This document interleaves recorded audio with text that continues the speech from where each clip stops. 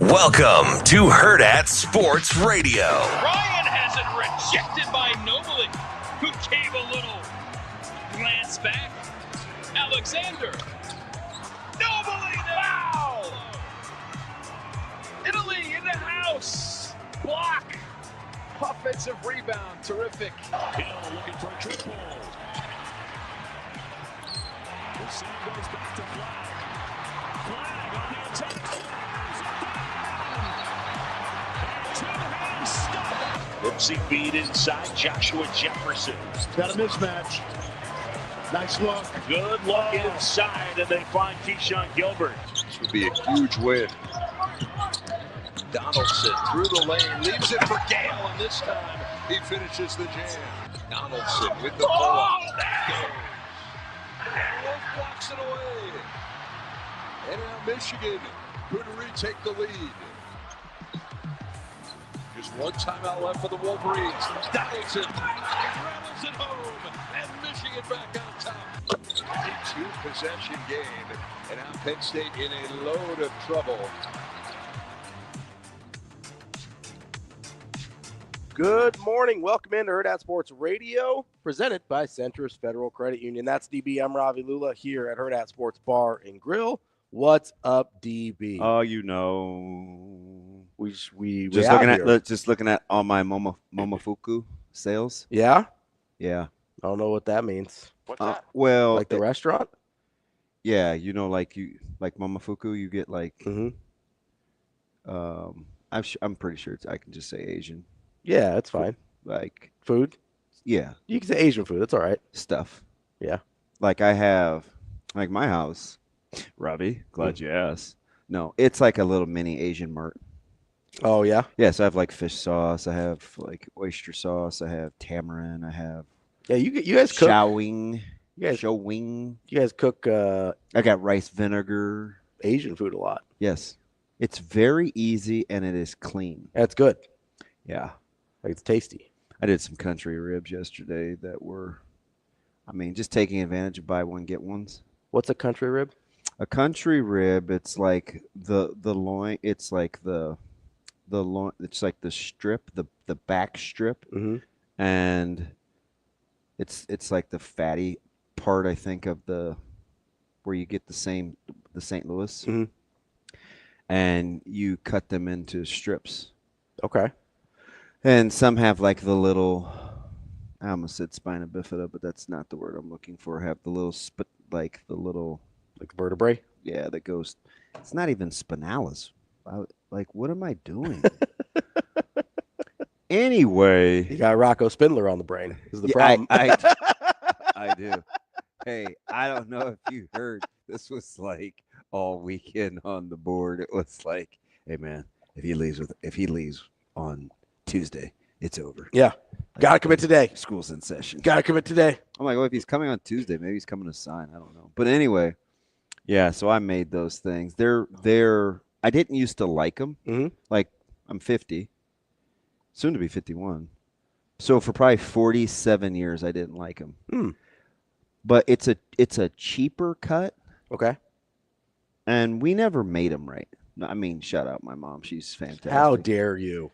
Well, You're they had under the bus at 7:03 a.m. they had a tendency to go in the oven and as opposed to on the grill. Mm. I put mine on the grill. You're a big grill guy. Huge grill guy. Yeah. Have you ever felt like you hit the lottery when you find money in your pocket? Sure. Yeah. You like accidentally. You're like, oh shoot. So I had this is a true story. Sunday, Mhm. my suit coat pocket, my sport coat pocket, I had $17. Mm-hmm.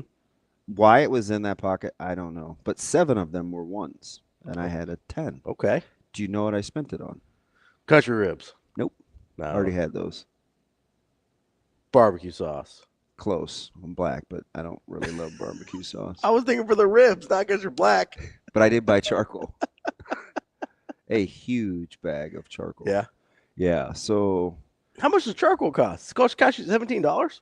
it's anywhere from, depends on what you like, but it's anywhere from 12 to 18. Dang. Oh, yeah, 100%. Man. You can get the double bag at Costco for, on a good day, like 22. Yeah, The everything's big more ones. at Costco because it's giant, though. Yeah, you know? and I bet I'd go through it this week. You would go through all that in a week? I'll go through a bag. I'm gonna. It's just me and Micah eating tonight, so I'm gonna figure out something to do outside again. Oh yeah, don't kid yourself now. I would never. You know what I use the oven for? To heat my pans before I sear something. I don't cook any protein in the oven. Or to store food that should be in the fridge. Yeah. So I have a steak that I made Sunday that it did not make the fridge. Come on, man. And I tore it in half this morning and ate it. No. I thought of you. Come on, man. I was like, yep, team Asian steak, because it had a little hint of Asian. I got these little steaks from how come you got to think about me when it's Asian steak, huh? Because I said it. No, you're not getting me. Selfish. I thought I said something different. I was like, did I say? I did take turmeric this morning, though. Okay. Orange capsule. What's that got to do with me? I don't know. Made me think of you. Never mind. I think I'm going to get out of this. But anyway, man, the ribs were fantastic. So you know what I started doing? What's that? I saw this on TikTok. I don't let my butter sit out. I grate it cold. Oh, So okay. it's With like a cheese grater? like shavings. Yeah. Oh yeah. And it's like, So butter's the one thing you won't leave sit out? no, butter goes in the fridge. So do leftovers, DB. Yeah, I probably should have put that steak in there. Yeah. You But should have. Can No I big just tell deal. you why though? Do you Sure. care? I do care. Okay, so I got these steaks. They were a gift for the coaching staff at our football banquet, and they're kind of thin, still good quality, but they're thin, right? So I like my steaks a certain temp, and to bring them back to temp with a thin cut, I'm You're gonna not going overcook it. through the I'm not going through the hassle of putting it in some foil at 200 in the oven for 30 minutes. So I leave it out So you'd rather because I'm just going to eat it cold anyway. go through the potential hassle of food poisoning. Yeah. Now, full disclosure, I Yeah. did have to get up last night about 2:40, but we're good. I wonder what happened there. Quick 6 minutes. I'm out. Slept like a baby. Okay. Thanks for asking. Allowed me to watch a couple of highlights. Caught a proverbial break yesterday. Yeah. So my wife would like me to relay to you Yes. that you don't build up an immunity to food poisoning. Oh, is she sure? Yes. Well, how come nothing happened to people in the olden days? All they had was salt. First of all, salt's excellent at curing meats and preventing it from going bad. They Second- weren't putting it in the fridge. People died back then all the time. Oh, is that why it had, like, if you lived Like- to 26, you were old? You know how people think that life expectancies are longer because like medical technology and stuff like that? Preservatives. No, it's because people just die young less. There were 70 and 80-year-olds 100 years ago. You just have less people dying at 20 because they ate meat that was left out on a counter 3 days ago. And like less Two. dysentery and stuff too. Two. Although I think the leaving meat out and dysentery kind of go hand in hand there. Yeah, I did. I mean, shame on me. I made some dumplings for Zoe that she inevitably picked over. I love dumplings. And I was cleaning the stovetop, and I think I hit it with a little spray. The stovetop?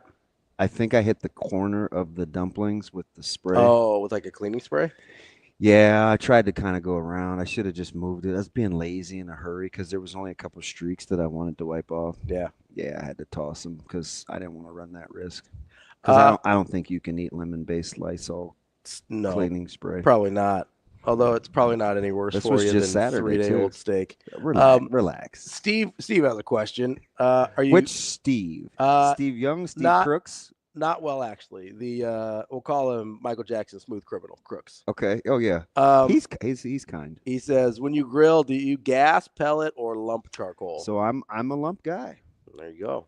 When I'm slumming it, and I mean slumming it, we're talking brats, burgers, something that So like I can get away with not needing smoke. I will put it in my outdoor oven, aka Traeger. Mm. Now, full disclosure, my trigger is almost half my age. Oh, wow. Oh, it's 20 years old. Yeah. So you've had it for a long time. It's not 20 exactly. I got it in 09. So 15. Yeah. So we went from like 25 to 20. Now it's 15. Yeah, math. I see what you're on this morning. You're trying to get me to it's because you said the F word to me earlier. No, I didn't Yes, even. You did. Yes, you did. You thought I did. You said F me. I said go for it, and you heard something else. Say what you got to say.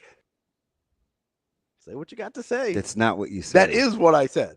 Okay. Because you go, hey, should I go grab the remote? I said go for it. I don't like to use the L word, so I'm going to assume that you're telling the truth. I am telling you the truth. When have I ever had a problem admitting that I cussed you out? Good point. Like, what do I care? Good point. If we're not on the air, I'm not going to lie about not saying a swear word. Shane, did you get that TikTok I sent you at 1 o'clock? What is the what's the L word? Liar.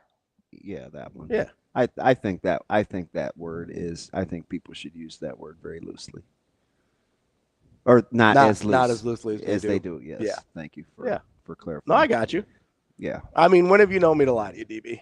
Well, you're pretty out there. You're pretty bold. Not a lot. How about Jacob just open hand slapping you yesterday? I love Jacob to death. He is the truth. I love Jacob to death. Golly. I do. I love JP. That's my guy. I'll go to the ends of the earth. He's for Jacob. kind of a little meanie. Sometimes I just can't. Oh man, I laugh.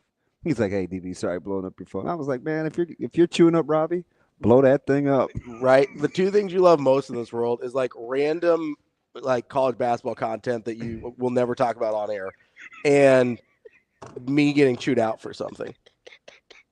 Here's, I think, the problem though. The random college basketball thing is pretty funny. That's inaccurate. Yeah. Because nothing blows my phone up like you and D. Marinas just watching Seton Hall DePaul. And I'm like, no, I'm not watching this game, guys, and I won't. I watched the Illinois ladies yesterday. I switched it over to Iowa, Ohio State. Yeah, so I'm telling you, I'm gonna say this. What is today? The 28th? Yeah, because yesterday was the anniversary of Whitney's rendition of the 1991 Super Bowl, where she was fantastic. She had a little tracksuit on. Yeah. I'm not even gonna do her voice. Never mind. I almost went into character. Go for it. Let's hear it. No. Anybody but Whitney. Okay. No, pretty big voice. Okay. Forgot what I was gonna say. You were watching the Illinois ladies game. Oh, women's game. So I'm gonna say on January 28th. Oh yeah. I think Ohio State's pretty good. I know. Especially the way that Iowa just refuses to guard. Yeah, it's hard to tell against Iowa. But it's hard to tell against Iowa. They got a certified bucket getter. They're kind of old. Okay, they compete like. Can we have this conversation? Because I think this is important. Because this actually goes into what JP was yelling at me about, right? So, college basketball teams do not live in a binary state, right? It's not one or the other. Correct. Like, here's the thing that got me in trouble with Jacob and Dean Marinas and apparently part of the coaching staff was I said Creighton sucked. At the time, I think they sucked. Now, they're a lot better. They've gotten better. Yeah. Also, people take things a little literally sometimes. Like, I think Creighton was not playing well in comparison to how I'm used to watching Creighton play. So in my very, coarse and loose vernacular, I said, they kind of suck right now compared to the standard I've seen set for this program. Now, same thing was true 2 months ago. Nebraska, pretty good basketball team. Right now, they kind of suck. Yeah.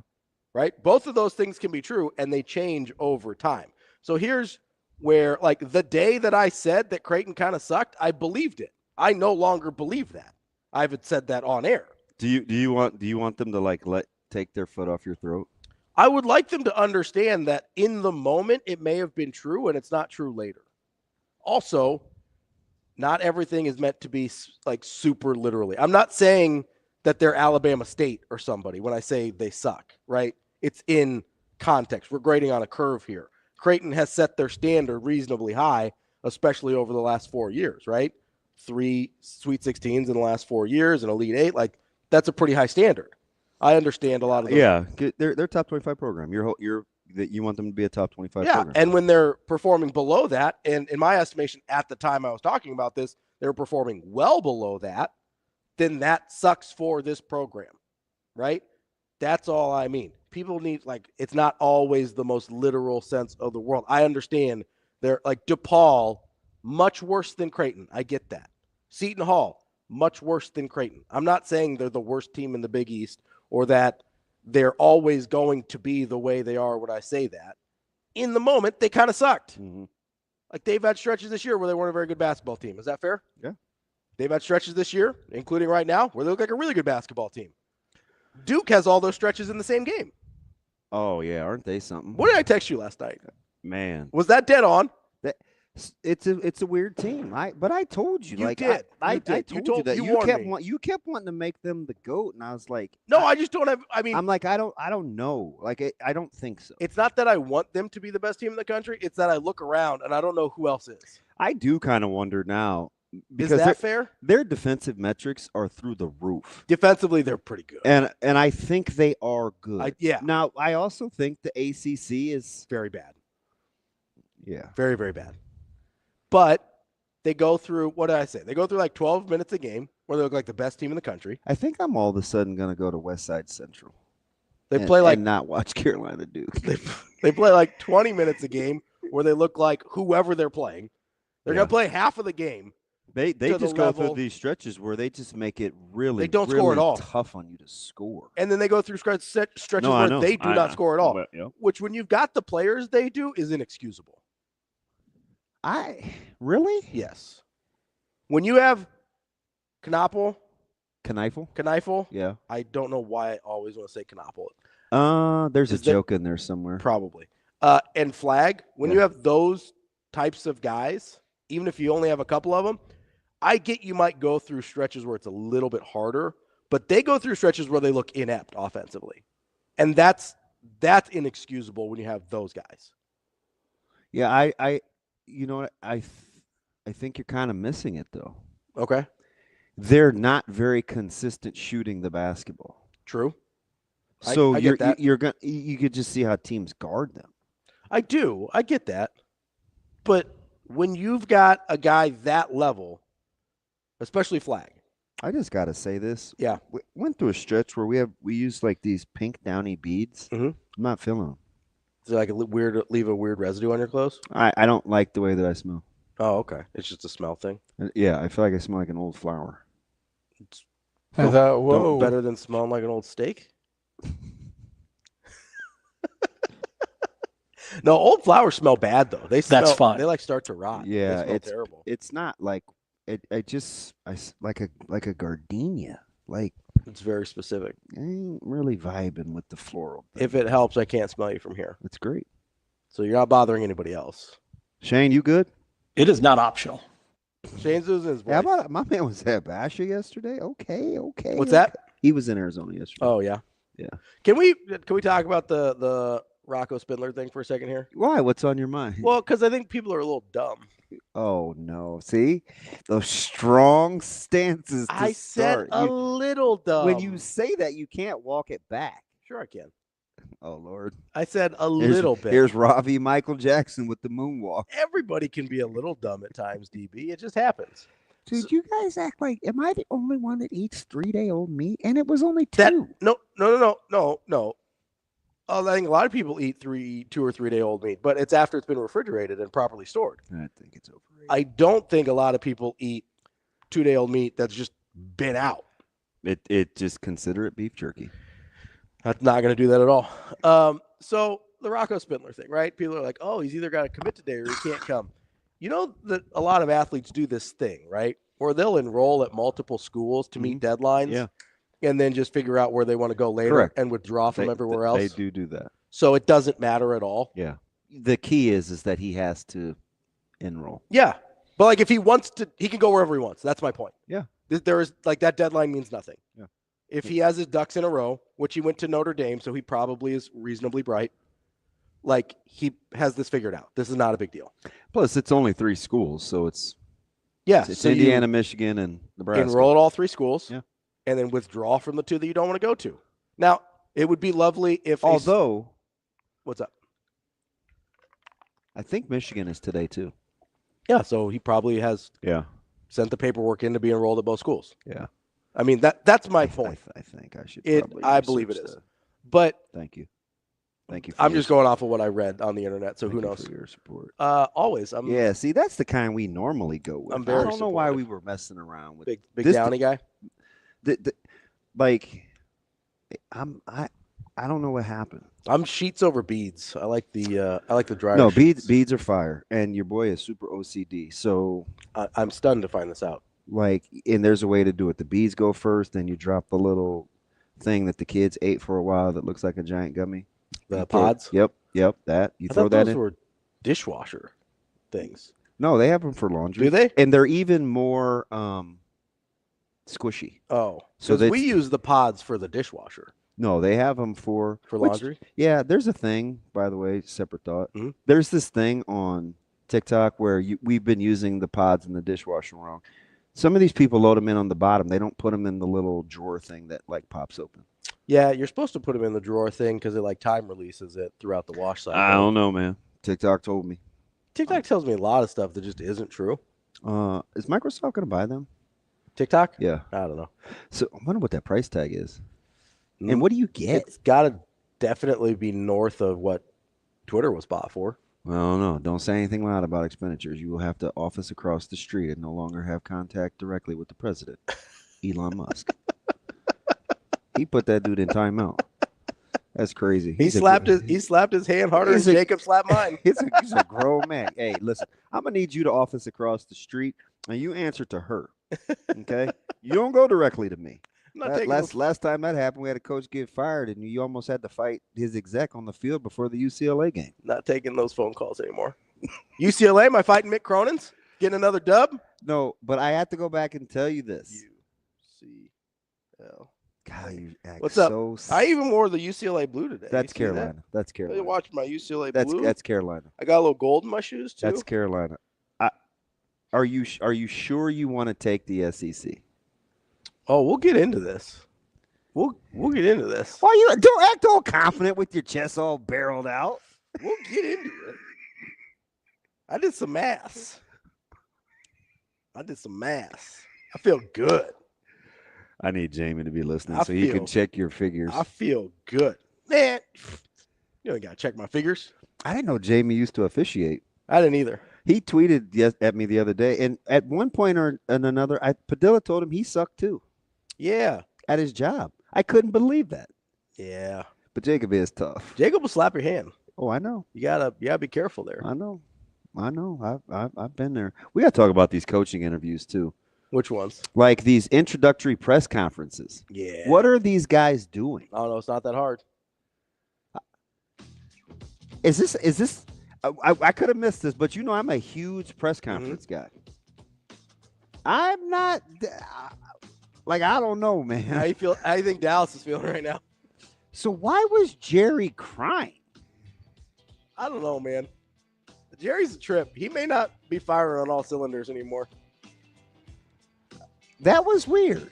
You hear him talk about, I don't know if I can say that on air. I'll ask Shane in the break here because there was a sound clip that I was like, whoa, Jerry, I don't think that means what you think it means. Who was worse, Glenn or Ben Johnson? None of it's really good. That's DB. I'm Ravi. Lulla. More Hurrdat Sports Radio next. We will be back.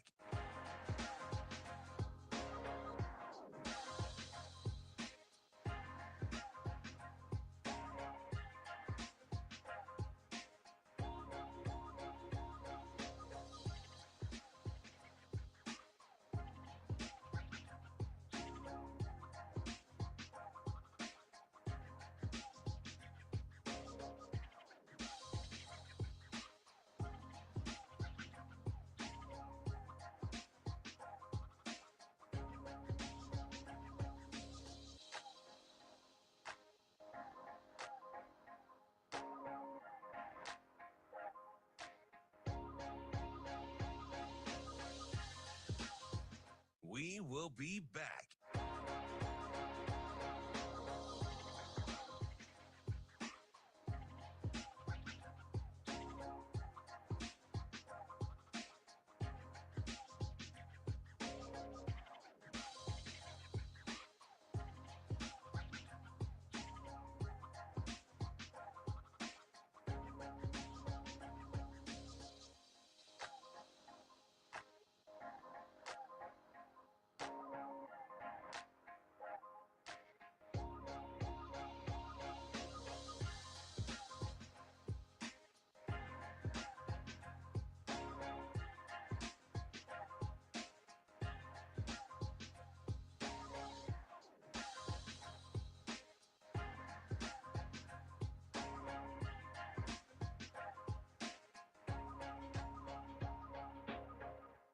We will be back.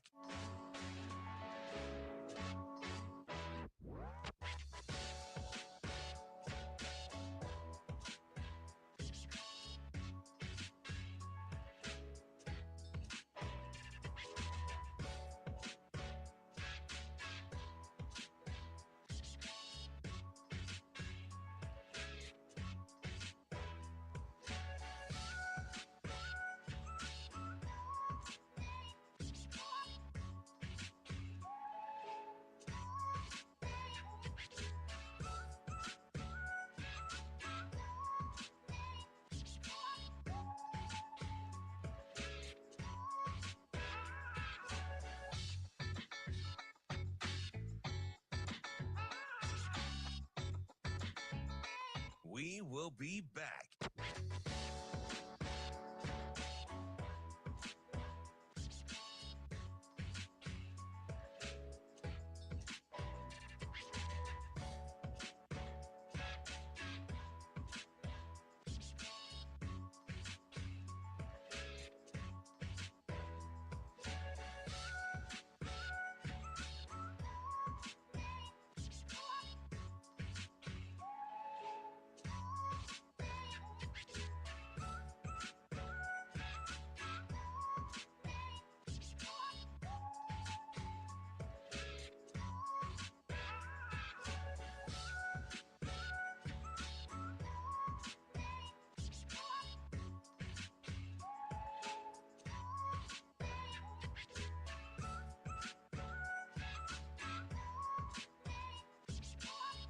We will be back.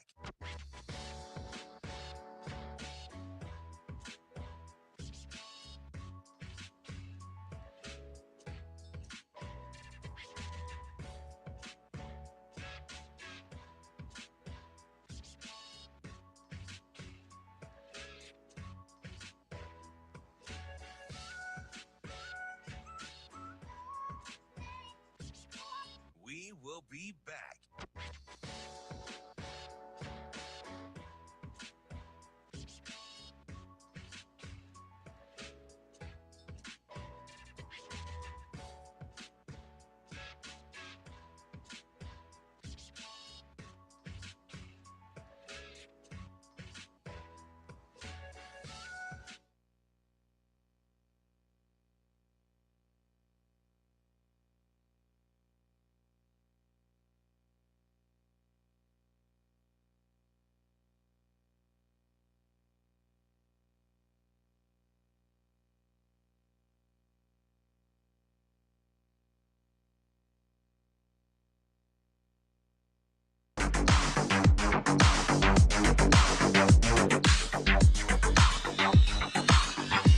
You're listening to Hurrdat Sports Radio. Out here taking shots. Good things have happened. Let me tell you something. There's some stuff to be had over there where not many people go. There is. Don't think for 1 minute I won't take a shot. This was risky. This is risky. But by the same token, how often can you take a risk when someone has had over 30 years, almost 30 years, get my numbers mixed up, but almost 30 years of being around coaches, of being around players. That's 2/3 of his life. And then the rest of it growing up in a football-oriented, NFL-oriented family, if you will. I think this might make something special. So I'm all behind what we're, to say the very least, Clarence, for your benefit, I'm all in here.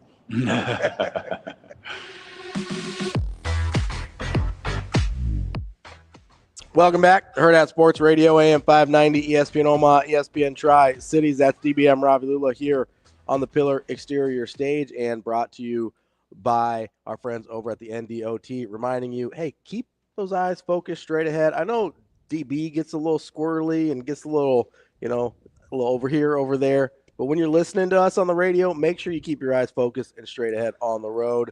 You got one job as a driver. That's to drive, not to try and follow DB's tangents. I'm not really vibing with down you whatever morning. rabbit hole he's on. This message from the NDOT. Most of it's from the NDOT Highway Safety Office. Some of it is me ad-libbing a little bit there. Yeah. I don't know if you can tell. I'm going to have to go ahead. had to walk off the stage. I'm cool now, though. I don't know if you can tell which part was which there. I think I did a pretty good job of weaving that in there So, seamlessly. so apparently, I don't know. Kobe, he's got some strong opinions, but are pods out? Like, are we out on pods? I don't know. I don't have any strong opinions on pods whatsoever. I don't use them, so I have no idea.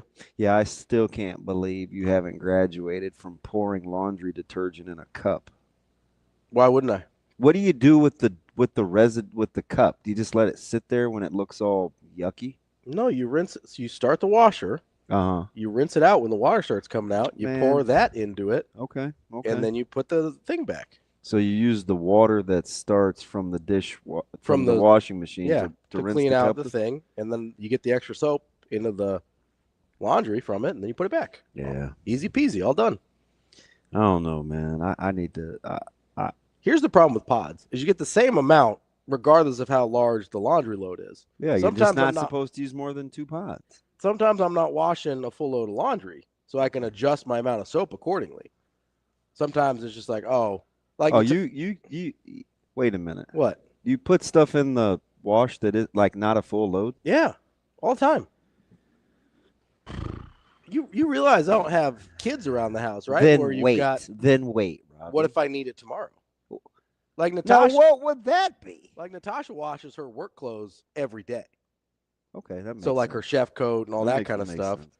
But we don't always have a full load of laundry for it, so she washes like her whatever, how many items. Apparently, wash it, get out of there. Kobe's riding with you. Yeah, Taylor's. I've done that too, but the cup gets a little beat up sometimes. I like how he went caps.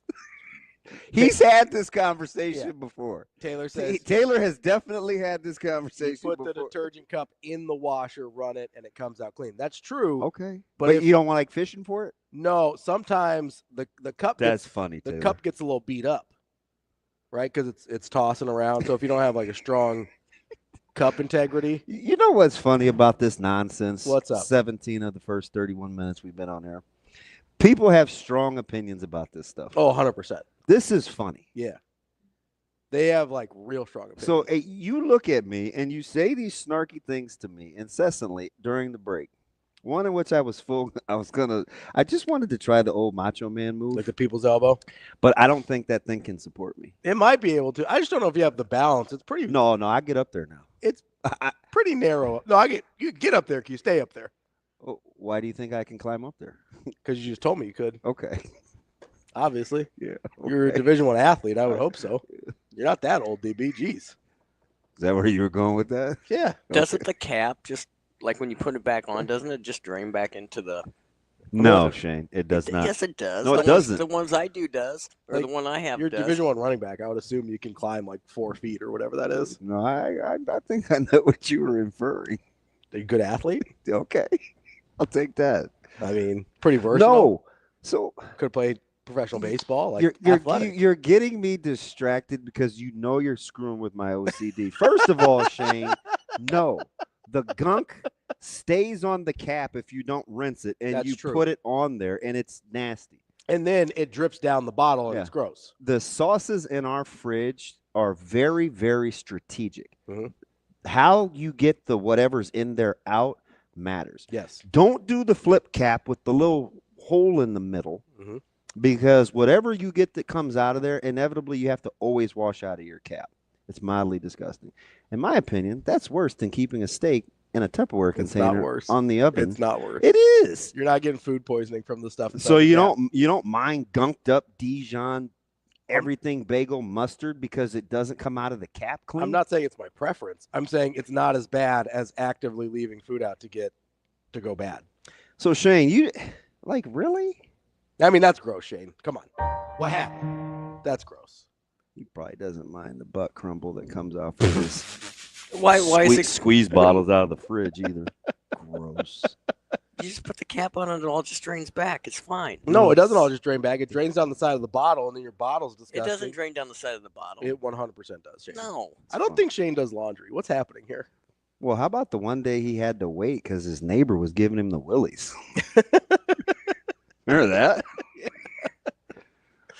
God bless you, Shane. You gotta love it. That's fine. Kobe with another. Good morning again. What up, Cam Bam? Another doozy. Add Cohen to the weird presser mix too. Yeah, why are head coaches Because so I weird? think they're trying to make a splash. But so according to like Parcells, Are they trying to be like Dan Campbell, like biting off kneecaps or what? so according to Parcells, that's exactly who Aaron Glenn is. Okay. Like who you saw yet? Like it was funny how he said he texted Rodgers. He didn't call him. We texted him that. I was like, man, get that man on the phone. You know he likes to Zoom. Your name is Aaron Pat McAfee Glenn. I'll say he was probably busy, like being on his McAfee FaceTime. But they were just weird. So Ben Johnson is like, hey, you better prepare to be. You better get comfortable being uncomfortable, you guys. Like issuing these edicts, and Glenn is doing his thing. Cohen is. I don't even know what that was. It looked like a Kentucky offensive coordinator is what it looked like. I kind of hope he wins, though. I mean, for my Trevor Lawrence stake, it would go well, but it would be. I don't have a thing for Jacksonville, right? I'm the low key, like this is like being the descendant, like 0.5 Genghis Khan. The butt of Jacksonville jokes, because I still cheer for the team that Blake Bortles got on a heater and beat in the playoffs as a significant fave. Yeah. Which was the second time in my life. Not that I remember the Chargers in 1994 when Stan Humphries beat the Steelers in Three Rivers. And big Natron Means guy. Yeah, they pulled off a dub in Pittsburgh in the playoffs. But anyway, we're not still thinking about that? No. I'm not on that anymore. Was that also Neil O'Donnell? Yes. Big Neil O'Donnell guy. Yeah. You love Neil. That's your dude. I love Neil O'Donnell because Brendan Stye loves Neil O'Donnell. That's why I love Russell Wilson, what did you do? Shut up, Shane. And why are they talking about another contract for that dude? I mean, he was better than expected. Man, I'll lose my mind. Well, what else are you going to do? Fret. Next. Who's next? Fret. Go get Sam Darnold? What are you doing? Yeah, it's weird how the shine came off that dude. Like, he's not damaged goods. No, I'm not. Were you surprised there, Benny Iyer? He's not a bridge guy either. I'm a bridge guy. My question though is, what are you bridging to?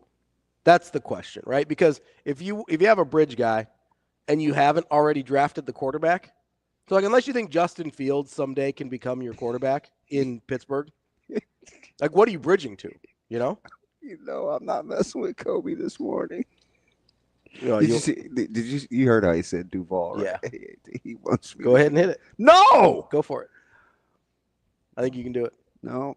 So unless you've got the guy already in the you room people? Yes.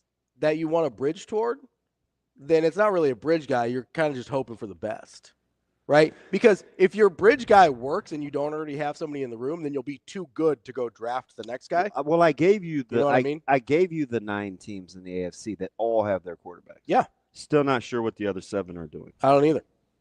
But my point is the Vikings were in an unusual situation where they had J.J. McCarthy. They're like, maybe he's not ready. The Steelers don't have that. The Steelers are more where Seattle was when they got Geno Smith. And they're like, well, we hope this works out. We don't really have any other options. Shane, I can't wait till you have to cheer for Justin Fields in Vegas. In Stark Vegas? You've been spot on. You've been picking the Raiders. I'm trying to tell you, man. I pay attention. I'm going to pretend that that SkyMax did not just say in the stream that he prefers washing dishes by hand. Oh my goodness. Listen, SkyMax, I ride with you on a lot of stuff. I don't know, man. That and your helicopter are 2 things I am not getting on. More Hurrdat Sports Radio coming up next. We will be back.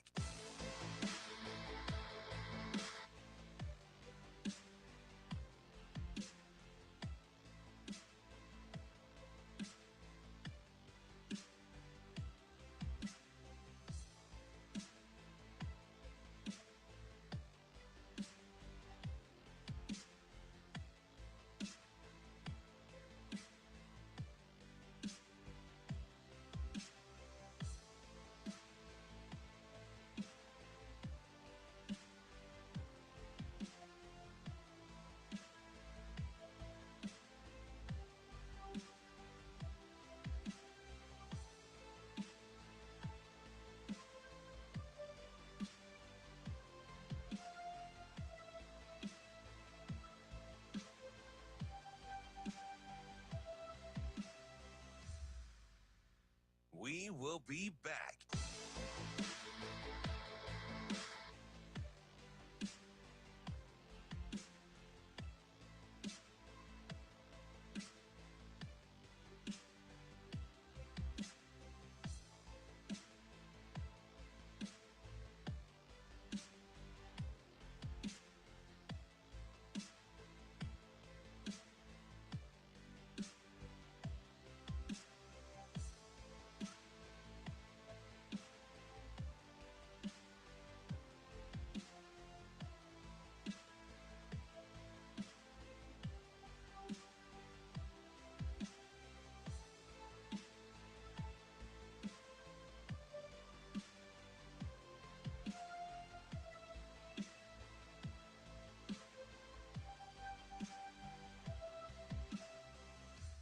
We will be back.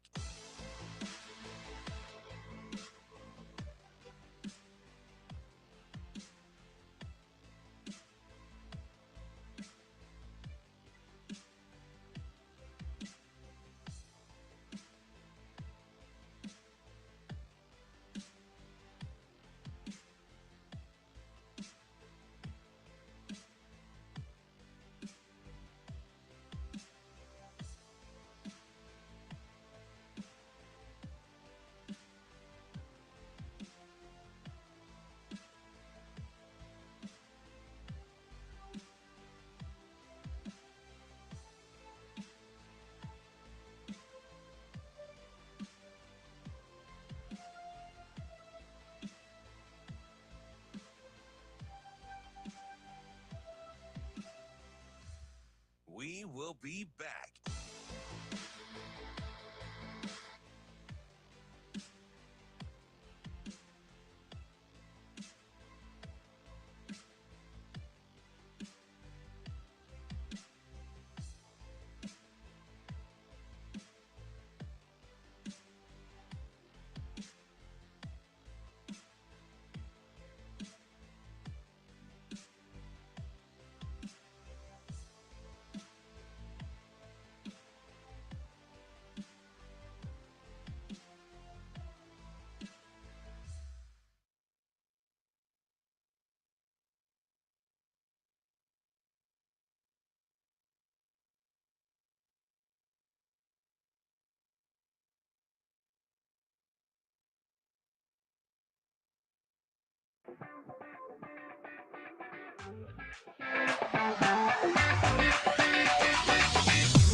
You're listening to Hurrdat Sports Radio.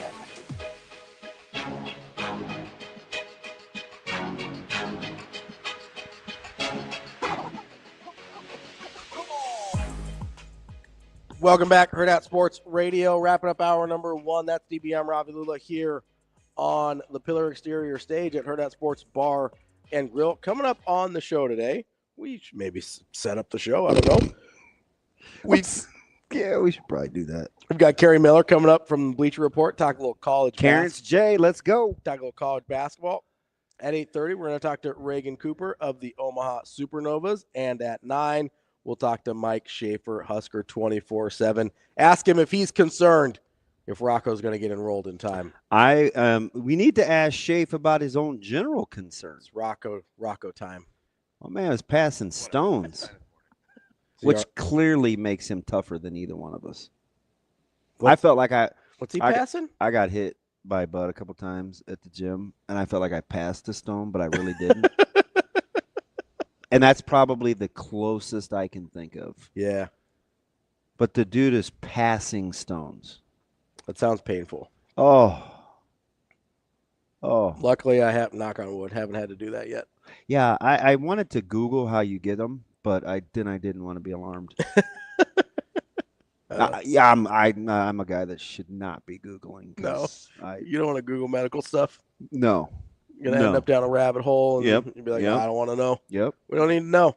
I'm 100% being serious. And why did my ding dong son like Ryan's tweet? Ryan's funny sometimes, dude, and they're like thick as thieves too. It's disgusting. This dude says my man RP. He's not your he's Ryan. What? Yeah. What are we doing? He's riding with him. Oh, clearly. Yeah. Clearly. Just like I'm riding with the SEC. That's fine. You can take them. Listen, I'm right. It's fine. No, you're not. Yeah, I am. You want to know? Listen, you ready? You ready for some of my math that I'm mathing? Yeah. So I'm not even going to use the math I used on you yesterday off air. Don't make it seem like you Jedi mind tricked me. I mean, a little bit. I almost had you. I thought about it. Like Yeah. I paused. Yeah. Well, I believe you should listen. I believe you should gather all the information before you have a hot take. So I was just listening. So the numbers are even more dramatic, right? Because if you're going off of now you have to reset this thing. I mean, we have loyal listeners, probably about 2K online right now. I just imagine everybody knows what we're talking about at all times. Yeah, don't do that. So yesterday, DB asks me in the NCAA tournament if I'm taking. Ask Cairns. Yeah, we will ask Cairns. I wouldn't call him by his full government, though. I'll probably go stick with Kerry. Okay, me too. Like Kerry Gold, the butter. Fire. Terrific. A little overrated. There's a knockoff at Costco. I get about $2 cheaper. It's the best, No, you're exactly right. Around. Yeah. Kerry Gold. Add that $2 towards the charcoal buying spree. Because you barely go through 3 bags a week. Relax over there. So you asked me, you go, hey, are you taking SEC or the field? Now, I'm assuming you mean to win the national championship. Correct. Okay. So because I think all year, every top 10 will have 4 SEC teams in it. Every top 10 from here on out will probably have 4 SEC teams. I think that's right. And the brackets, at least as currently constructed, are going to be even more dramatic than that. Because I went over to Bracket Matrix, which I enjoy because it gives you a nice conglomeration of all the I love when you get in the thesaurus. of all the brackets that are going on here. Here's what I like. So in the history of a 64 or more team bracket, there's been 38 champions. All but 3 of them have come from higher than the 6th seed. Right. Yeah, we were. Yeah. Right. We've gone through Currently, that means there's 20 teams any given year in the bracket that you've got a real decent shot at winning a national title, right? Currently, according to Bracket Matrix, 8 of those teams are going to be from the SEC. That's 40%. Mm-hmm. I will take those 40%, especially because 4 of those 8 will be top 2 seeds. The dramatic, most likely teams to win championships. Yeah. I'm getting half of the most likely teams to win championships. So I listened to a discussion. It wasn't Fran. I can't remember who it was. Made the argument and was very emphatic that you always take the seed and not the volume in the NCAA tournament for your champion because it's about path of least resistance. Mm-hmm. It's not attrition. Yeah.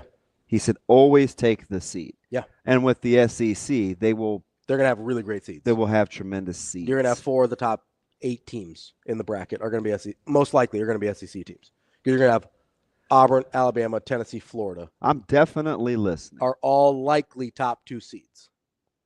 That's my guess. Yeah. They will all likely be top 2 seeds. I don't think anybody else from the SEC will sneak into the top 2 lines. Kentucky, A&M, Mississippi State, Mississippi. I don't think any of them slip above a 3.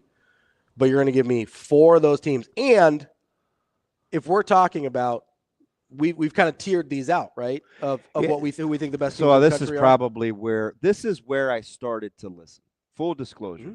It wasn't the math. It was, well, how many of what's left over do I actually think can win a national championship? So let's you're really only giving me Duke, Iowa State, Michigan State. How much you like Marquette? Purdue. All the teams I named yesterday, yeah. Yeah, so, I mean, I'll take my chances there. That's the only thing that got my attention. I will take Auburn, Alabama, Tennessee, Florida over the teams we just named.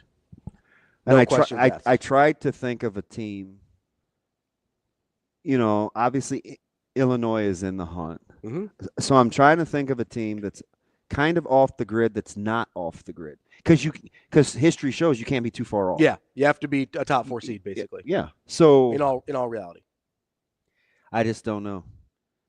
Like you go back to our Warhorse picks. I had Michigan, Arizona, and UCLA. Mm-hmm. Right. I needed a miracle in Arizona from a guy that I can't stand, and Caleb Love. Lovely shot though. Go back and listen to Fran though. The ominous foreshadowing. He's like, oh, too far. Like it wasn't just I would miss this free throw. Mm-hmm.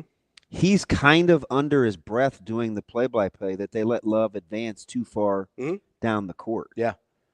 Too far. And it goes in. And then they end up hammering them in OT. But I looked at Arizona.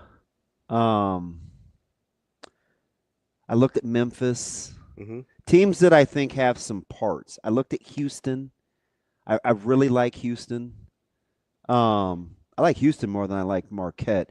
I would agree. I just worry about Houston's droughts. Yeah, their ability to go through these scoring. But they have two guys that shoot over 41% from three. Yeah, which generally does not go together. I know. That was I know. Kind of my point with Duke a little bit is you've got some weapons, so to go through those level of droughts is really weird. And this is dumb because their metrics are good. I don't know if I love Duke like in a 6-game span with how they play. A lot of what they're able to do is because of familiarity within the conference. I'd buy that. So you lose the ability with scout. Sure. Like the anti-Creighton, if you will. Yeah. Right. That's why I actually like Creighton because on a short scout. Advantage Creighton. Yeah, better than most. So, you know, I mean, I'm willing to entertain it because of the high seed volume. But I don't know. Just the safer play historically is always to take the field. But I get that. But the field is not dominating in the numbers now, though. Yeah. So I'm not at as much of an advantage. Because usually when we're talking about this conference or the field, you're talking about maybe 2 or 3 really good teams against everybody else, and everybody else has some good teams too, right? But if I'm looking at this and I go Auburn, Alabama, Tennessee, Florida, you will be a quarter. You will be a quarter of the top 3 seeds. Yeah. You have 4 of the 12. Yeah. 5. They've got Kentucky as a 3. I said a quarter. You're going to have almost half of the 12. That would be a third. 4 would be a third, Shane. The number of people like out amongst us in the wild that think a quarter is more than a third terrifies me. Come on, math, you dick. That's a real thing. Shane, what you calling me? It's better than what Jerry Jones was talking about. Come on, math, you dick. I still think that term is taken on a negative meaning. I don't think it originated as what we know it as. Which one? The term that Jerry Jones used, yes. I don't know what else it has meant historically. I know now it's an odd thing to say. Add Jerry to the presser yesterday to the presser list. Jerry's been doing this a while. He was emotional, though. Probably because it's not going to be all smiles and glory holes. And all he did was reiterate what you said 3 weeks ago. The guy hires good coaches. He does. That's why I'm not hammering him for Schottenheimer. I'm not. It doesn't bother me either. Like, he might not be good. I have no idea. Doesn't bother me either. But outside of Dave Campo, he's hired good coaches his entire time he's on the Cowboys. Now, I know they haven't succeeded to the degree Cowboys coaches want or Cowboys fans want, but they've been good. All of them have been above 500, except for Dave Campo. And over the course of 30 years, that's hard to do in the NFL. Like, it's hard to do. But back to the point on the SEC, like, I'll take 5 of the top 12. I'll take 8 of the top 20. You know, I sit here and more importantly, in my opinion, because I cut off a little sooner than you do in terms of teams I think can win the championship right now. Because I cut off, I think, before. I don't see Marquette winning a national championship. I just don't. I don't see this Michigan State team winning a national championship. So I get 4 of the top 6 in my mind. The only people I'm putting in that category are Duke and Iowa State. Could you see like a 6-game heater from UConn? Sure, yeah, but because I've seen it before, so I'm not going to say no. If they can get into that top 4 seed range, which they're not right now, no. If they can get there, like, yeah, why not? Like, I've seen that from UConn before, and I'm not going to count Hurley out no matter how much I dislike him. Got a little Natalie Imbruglia going on. You're torn? Yes. We'll talk to Kerry Miller from Bleacher Report next. We will be back.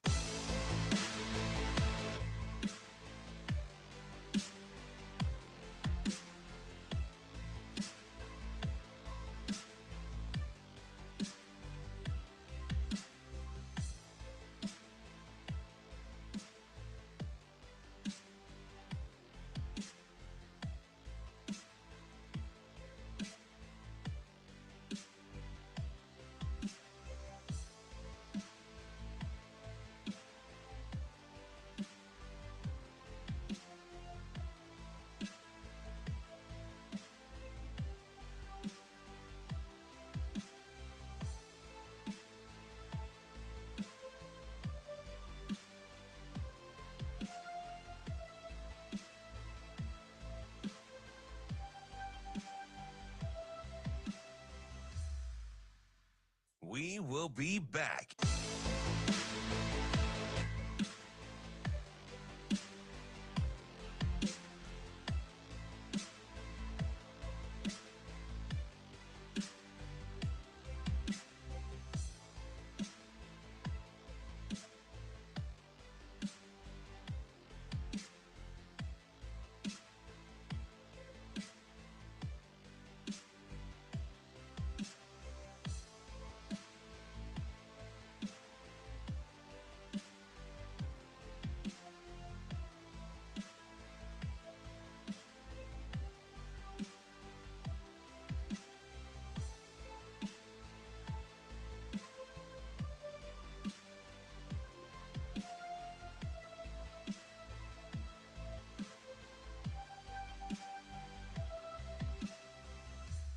We will be back.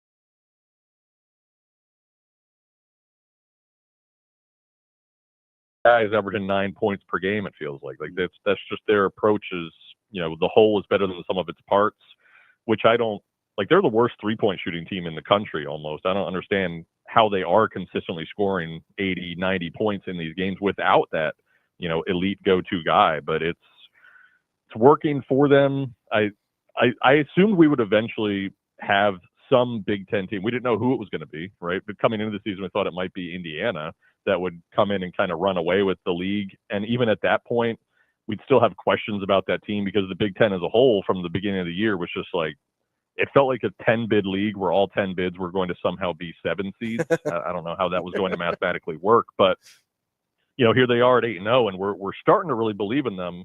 But it also feels like they could go out and lose to like USC this weekend, and then there'd just be big questions there about what has become the top team in the league.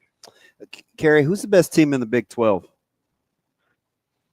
Oh, man. I mean, metric-wise, it's Houston, but I think it might be Iowa State, even after that loss last night, which was just that game was insane. And they've been really good at closing, too. Like, that was not their MO. Yeah, outside of the game against Auburn, which was just, that was, man, what a tough luck there, right? Playing in the first game of was it the Battle for Atlantis or the Maui Invitation? I forget which one it was, but because they lost that game, they then didn't get to play North Carolina and Memphis like Auburn did. Like Iowa State, if they had been able to not, lose on that Janai Broome buzzer beater, maybe they would be the unanimous number 1 overall team right now instead of Auburn. But yeah, I think that's a very good team. Obviously, they've been very good on defense under Otzelberger for the last 4 years, but now they can score. Like Curtis Jones is that guy that Michigan State does not have. Incredible newcomer. He's like most improved player in the country. Yeah, I mean he's been unbelievable, and it like up until a couple of weeks ago, right? Keyshawn Gilbert was their National Player of the Year candidate.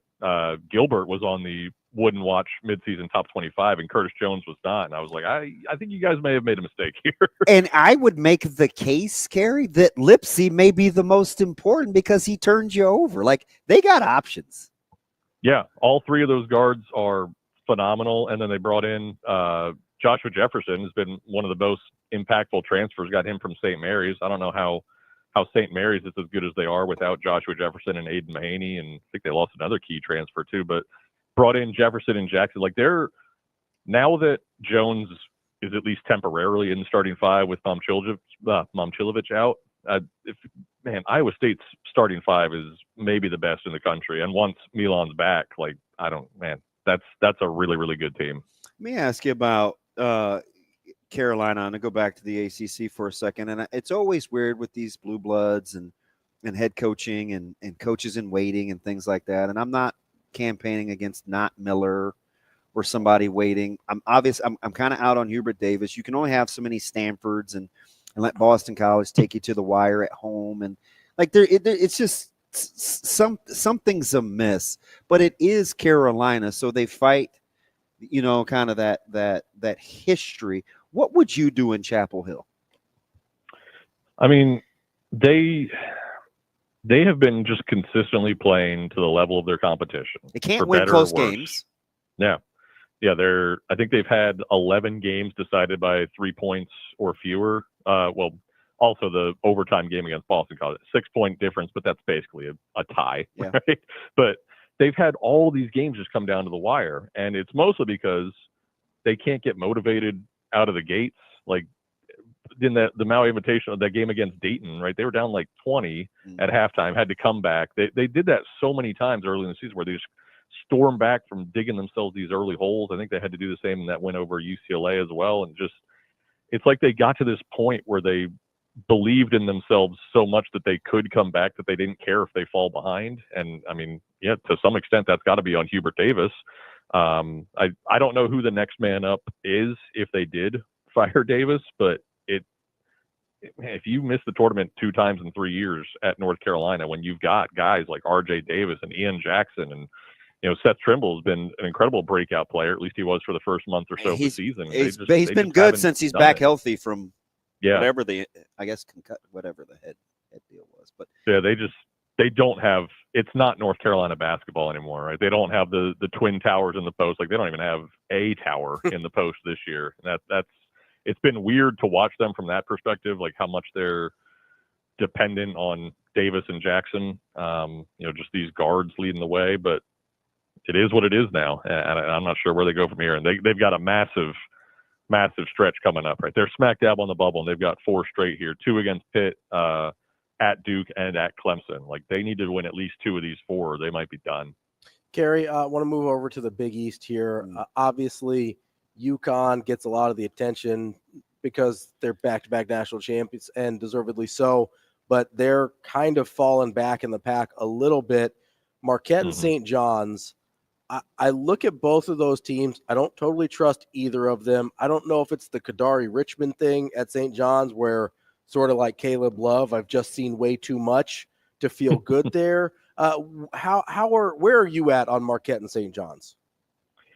I definitely believe more in Marquette than I believe in St. John's because we've at least seen Marquette get some quality wins, right? They smoked Purdue early in the year. They won at Maryland. Most of their wins came against the Big Ten, curiously enough, but St. John's hasn't really done anything. They lost to Georgia. They lost to Creighton. I don't think they have a quad 1 win. If they do, it's like it's the road win over Xavier, which isn't even in my projected field right now. That's their quad 1 win.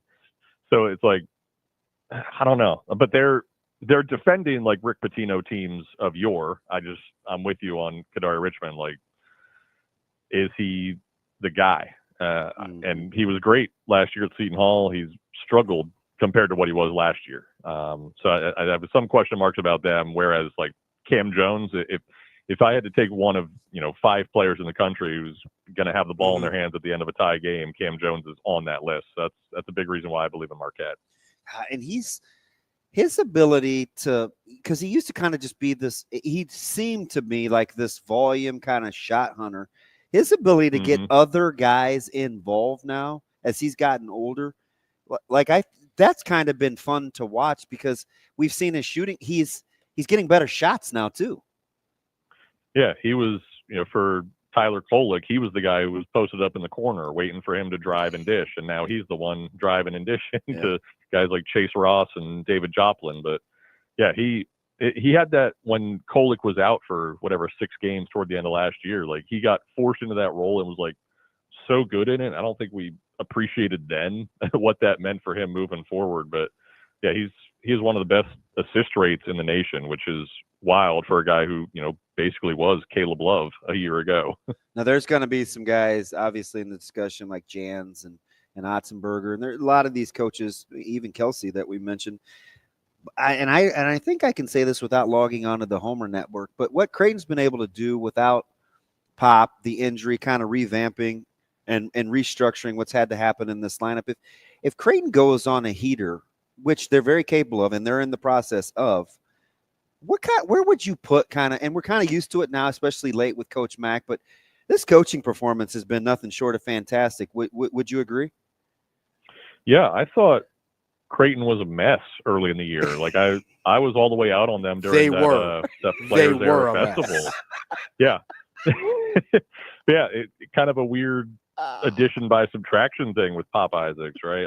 Obviously they won that Kansas game because of him, but then he leaves and somehow they get better. It defies logic, but they've really been impressive lately.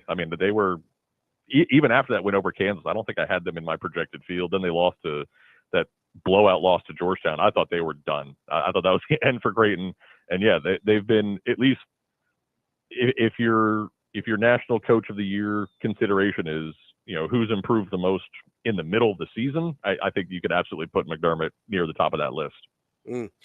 Kerry, as we got just a couple minutes left here with you, I do want to ask about kind of the overall strength of the Big East. You mentioned, you hadn't had Xavier in the field at certain points. I think the way I look at it is maybe a 4-bid league. Can they stretch it any more than that? I think they could get 5. Marquette, obviously, and St. John's certainly would be now. At some point, they need to get a quality win to prove they belong. But you're 17-3, you're going to be comfortably in. Creighton and Connecticut are both in, but they're in like the 8-9 seed range, and then Xavier is my fourth team out. They're in the conversation now after the wins over Marquette and Connecticut, and now that they've learned how to win some close games after just giving them away at the end so regularly previously in the year. But that's probably it. Like both Villanova and Georgetown have completely fallen off in the last few weeks. I mean, they could turn things around. There are definitely quality wins to be found, but I think it's, if you're setting the over under 4.5, I'd probably take the under, but I wouldn't be surprised if the over hit. So talk to me about Georgetown a little bit, because that's a team that DB and I have fought about a lot this year. I was never totally sold on them. There was a point where he thought they were pretty good. And I think that also kind of, you mentioned that win they had over Creighton. I think that also informed how we felt about Creighton in that moment as well. What has happened with Georgetown where they got off to the good start and then once they got into conference play have really come back to earth? Well, for that ugly loss to DePaul, Thomas Sorber was out, and he's one of the 5 best freshmen in the country. He's been phenomenal for them in the paint. They were one of the worst 2-point defenses in the nation last season. Now they're top 5. Like, he's been just this unbelievable difference maker for them. So not having him for that game was catastrophic. And I think that's when he's operating at a high level, like they can be special, but they do have they have a lot of dudes who sometimes don't really show up. Like Malik Mack has days where he looks like a god, and other days he just doesn't at all. I think Micah Peavy is kind of the same way. I mean, he didn't show up in that DePaul game either, which is also why I don't think Jaden Epps was in that game. Like, it took a lot for Georgetown to lose that home game to DePaul, but Mac is weird. Sometimes it's like he guards himself. Yeah. you watch him, because I'm 100% with. Like, sometimes he looks elite. Like, oh my gosh, this guy's he get to any spot he wants to, and then there's other times it's like, why would he do that? Yeah, he was. I remember last year, like I maybe watched him play at Harvard like once, but he was like consistently top 10 on like my freshman rankings. Like, he was incredible, just kind of out of nowhere, like his really good, combo guard. And now he's, just not the same guy, at least not consistently. There are days when he looks incredible. And I think Micah Peavy's the same way, especially on the defensive end. Like, I think he had 7 steals in that win over Creighton. Like, he was everywhere. So when those 3 are playing well together, Georgetown's dangerous. They just don't have much depth at all. So when one doesn't show up, it just like lowers their ceiling drastically. That's Kerry Miller from Bleacher Report. Kerry, we appreciate it as always. Let's catch up again soon. Thanks, Kerry. You got it. Take care, guys. More Hurrdat Sports Radio coming up next. We will be back.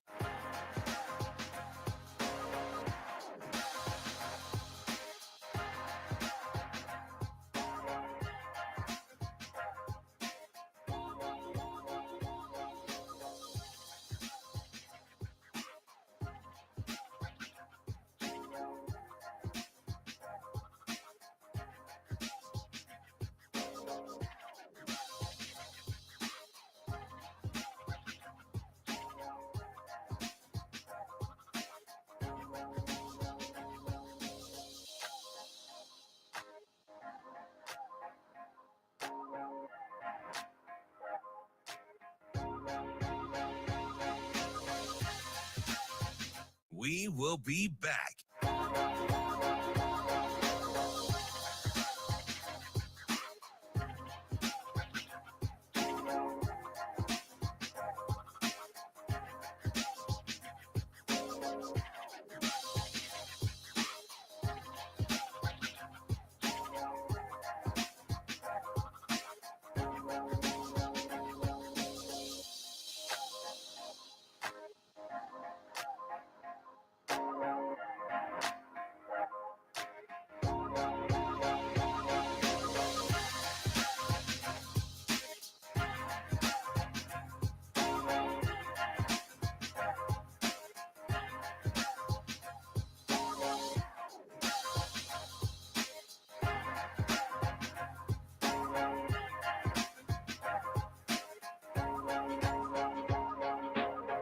We will be back.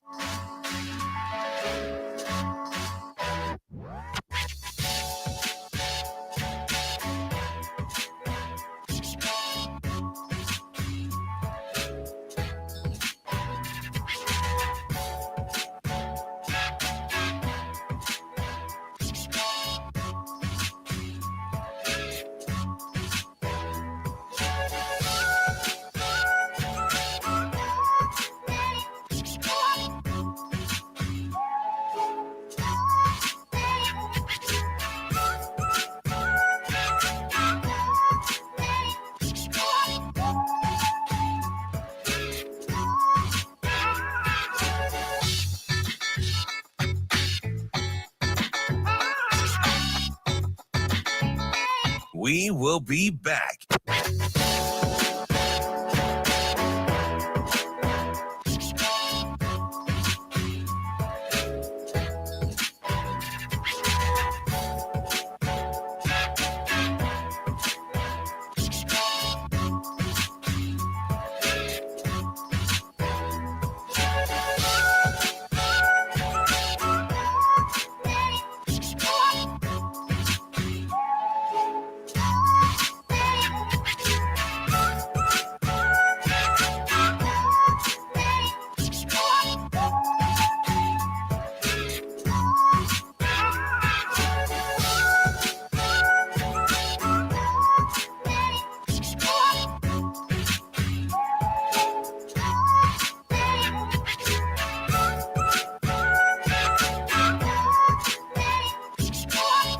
We will be back.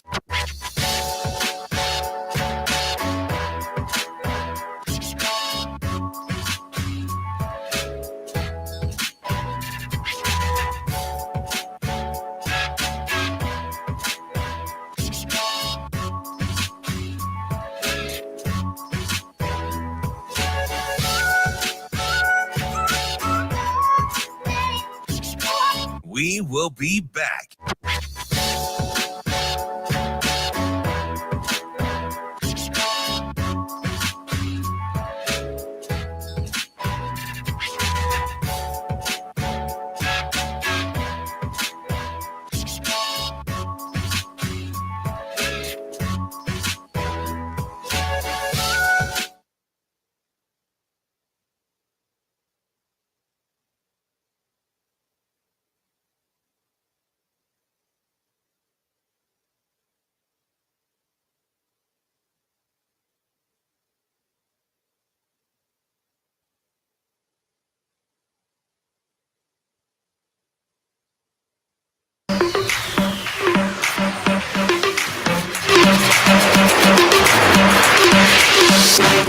You're listening to Hurrdat Sports Radio.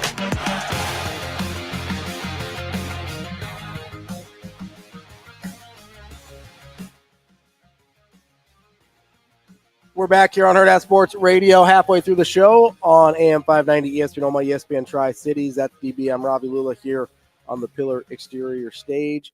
And I'm reminding you to go check out our friends at Centris Federal Credit Union. You can go to centrisfcu.org to check out whatever it is you might need. Maybe it's time you need to get some work done around the house and you need some extra cash. You can use the equity from your home to get the cash you need, whether it's a home equity loan or just a line of credit. Centris can help you out, and their experts can tell you what's right for you. They are federally insured by NCUA and an equal housing lender. It's centrisfcu.org. Really good stuff there from Kerry. Appreciate his time. Yeah, a lot to digest. I'm back to the field. You're back to the field? Mm-hmm. That's all right. I don't even know if I was ever in on the SEC. I mean, you could be wrong. It's fine. Well, we'll see. No, that's all right. We will see. It's 100% your right to be wrong. You can do whatever you like. Oh man. What I do? We're just constantly on the fringe of a murder. Who you gonna kill? It's very dicey. What did I do? I am so glad. What I do? I bet when Shane says clear. That's all I know. See, you have 3 minutes. You don't have to talk to me. No, so I can say what I want without fear of repercussions from that. We're actually clear. Yeah. Is that repercussions or repercussions? Well, you know I ain't getting those. DEI is gone. No more mules and jewels. I'm still riding with Costco though. Costco or Costner? Idiot. You big Kevin Costner guy. I am. I like him. Yeah. And I don't appreciate that too, because our listeners have no idea what you're talking about, but that was wrong again. That's fine. What'd I do? No. You were talking about Kevin Costner in the break. No, you're making fun of the fact that you don't think I can hear. But it's fine. No, you said you can't hear. I said I just took my headphones off. Give a little grace. Give it a little bit, like Supertramp. You were talking a lot about Dances with Wolves. No, I wasn't. You Water were. World. You guys, like, I'm just gonna go ahead and not tell the truth. A lot of Tim Johnsons around here this morning. I like Waterworld, but I mean, that's just me. Lot of Tim Johnsons. Not a big Waterworld guy. I like dry land. Yeah. Yeah, I'm out. What do you mean? You have a boat? Yeah, but like for a lake, I'm not trying to live there. I'm not trying to live on the boat. Big Madeline Stowe guy, Shane? I don't know who that is. Yeah, I like her. Madeline Stowe? She was in 12 Monkeys. She was in Last of the Mohicans. She's in Revenge. Revenge, great movie. Anthony Quinn. Gonna have to Google. Madeline, you know Madeline Stowe. I know. I probably know who she is, but I just don't recognize the name right off the top of my head. Yeah. I actually don't know who that is. Really? Yeah, I don't think I've seen a movie with her in it. Maybe I have. I don't know. Interesting. No, I realized I haven't seen that many Kevin Costner movies. I'm a big Kevin Costner guy. None of the bad movies Shane referenced. I know you say they won awards. That's fine. But well, you like Dances with Wolves did. Yellowstone. Waterworld. Never saw Yellowstone. Never saw Dances with Wolves, and I never saw Field of Dreams. I low key. Okay, so we agree on For Love of the Game. Great movie. Love For Love of the Game. Yeah, one of my faves. Yep. I low key. I know people hate on it. I like Draft Day. I've never really seen it start to finish. I cannot. Like, there's some silly things that would never really happen, but it's a movie. I can kind of suspend disbelief there. I kind of like it. I kind of enjoy it. I don't know enough. You saw the clip on your TikTok. I did just last night. It was pretty good. Yeah. Don't watch me. Watch him. I like Chadwick Boseman. Ask what happened after the 4 sacks. Black Panther. Hey, I need you to get off social media. General managers don't want to see that. I was like, ooh, what are they talking about? R.I.P. I can't tell you how many times TikTok has gotten me to watch a random movie. I think that's they weren't going to get me there, though. Basically, all the movies that you watch are just random suggestions from TikTok these days. That's not true. We're going to talk to Reagan Cooper here in just a little bit from the Omaha Supernovas. She got a unique connection to Nebraska, so maybe we'll ask her about that. We'll see. Yeah, I don't want to dominate her success and her accolades by talking about her father, but man, I mean, it's worth bringing up. It's kind of cool. I did affectionately dub him Super Coop. He was terrifying. Yeah. Oh, in a good way, I assume. I mean, he fit kind of, for Nebraska historians. He was the guy that would have really, really, really benefited from playing in the next era. The Tyrone Birds, the Reggie Coopers, the Curtis Cottons, those kind of monster deep hole safeties. Like giant safeties. Yeah, that would have been second level guys. It would have been linebacker today. Yo, he was terrifying. Yeah. God, he brought drama. I feel like you got a little PTSD. He ain't hit me. I just would watch him at practice kill guys. Joining us now on the phone is Reagan Cooper of the Omaha Supernovas. Reagan, how are you this morning? I'm good. How about you? Reagan, I am so good. And I got to give you your respect just because you're so accomplished in your own right. But the former Nebraska guy in me that saw Pops play and practice 1,000 times, the guy we affectionately dubbed Super Coop, was he or is he still as terrifying as he was in the late 80s, early 90s? I feel like if he were to go on the field right now, I think he'd still terminate. Is he still like this specimen? Yeah, absolutely. That's wild. That is absolutely wild. He's got to be 54, 55. I believe he's 56. I could be wrong. That's fine. I don't know how my mom sees DP barely knows how old he is, so it's fine. It's not true. So I mean, so how are you enjoying this? I mean, Miss Nova, it's like the successful first year team. There's so many new additions. Everybody fits right in, man. How's it been so far? So far, so good.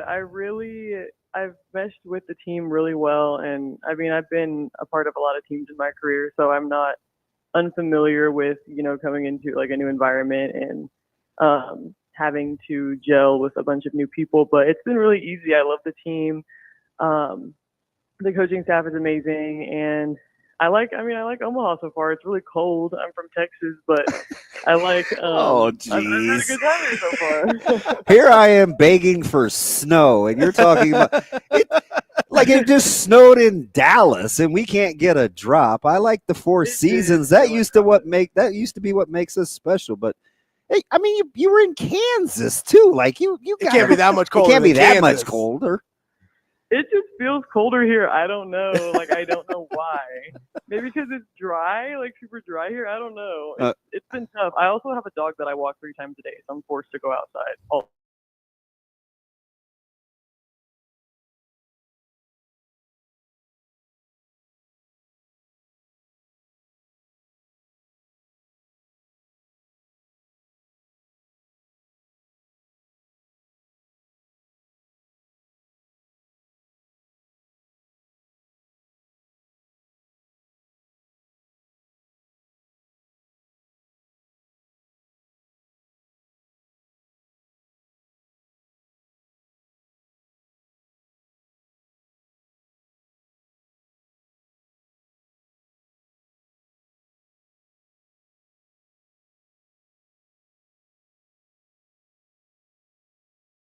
You're here with Omaha.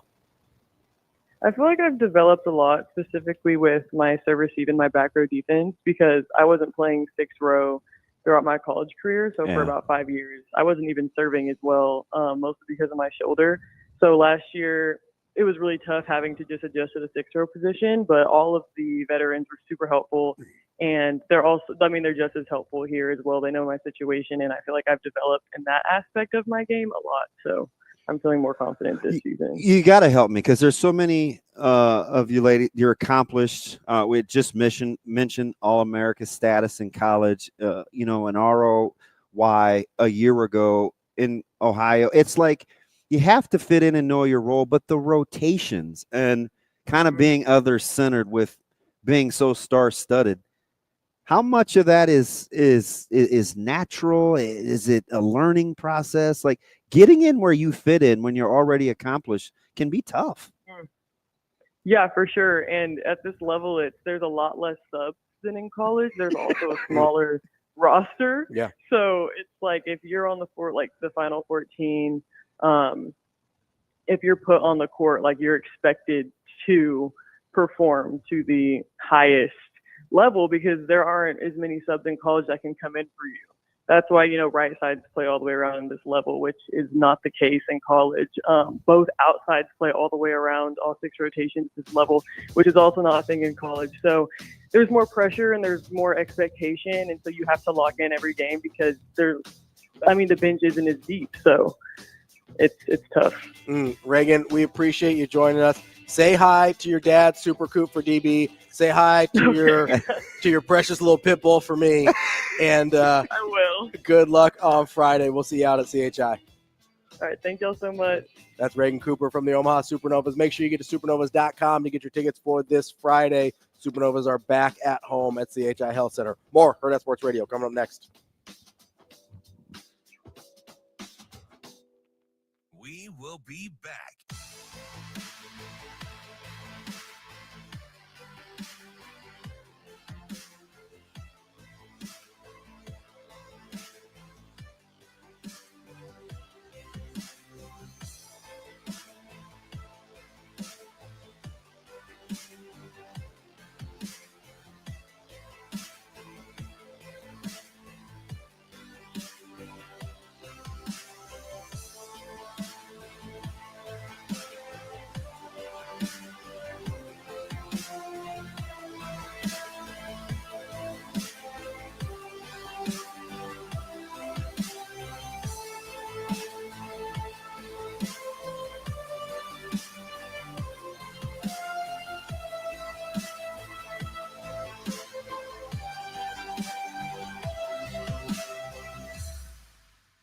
We will be back.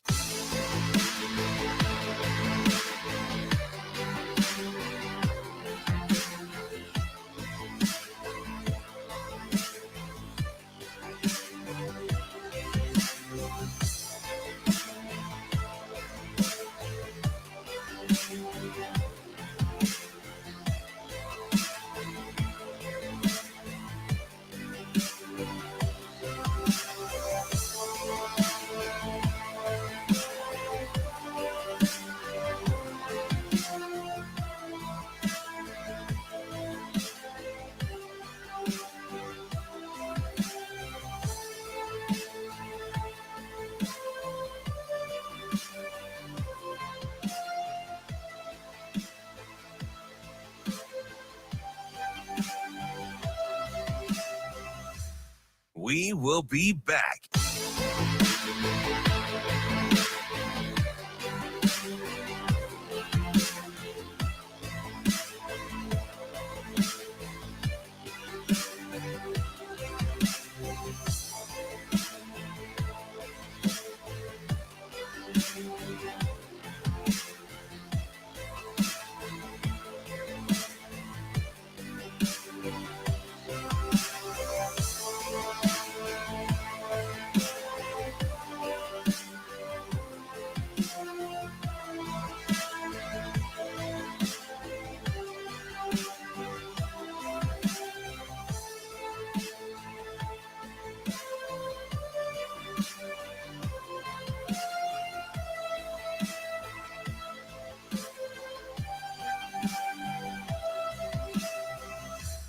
We will be back.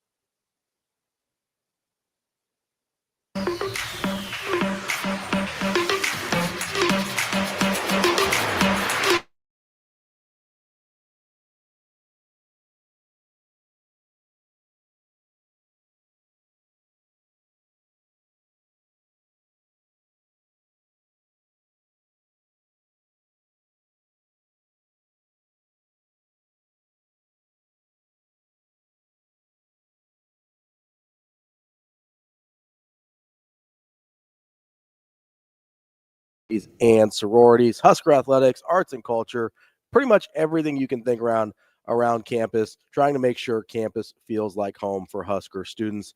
Glow Big Red is February 12th, starting at noon on February 12th, concluding noon on February 13th.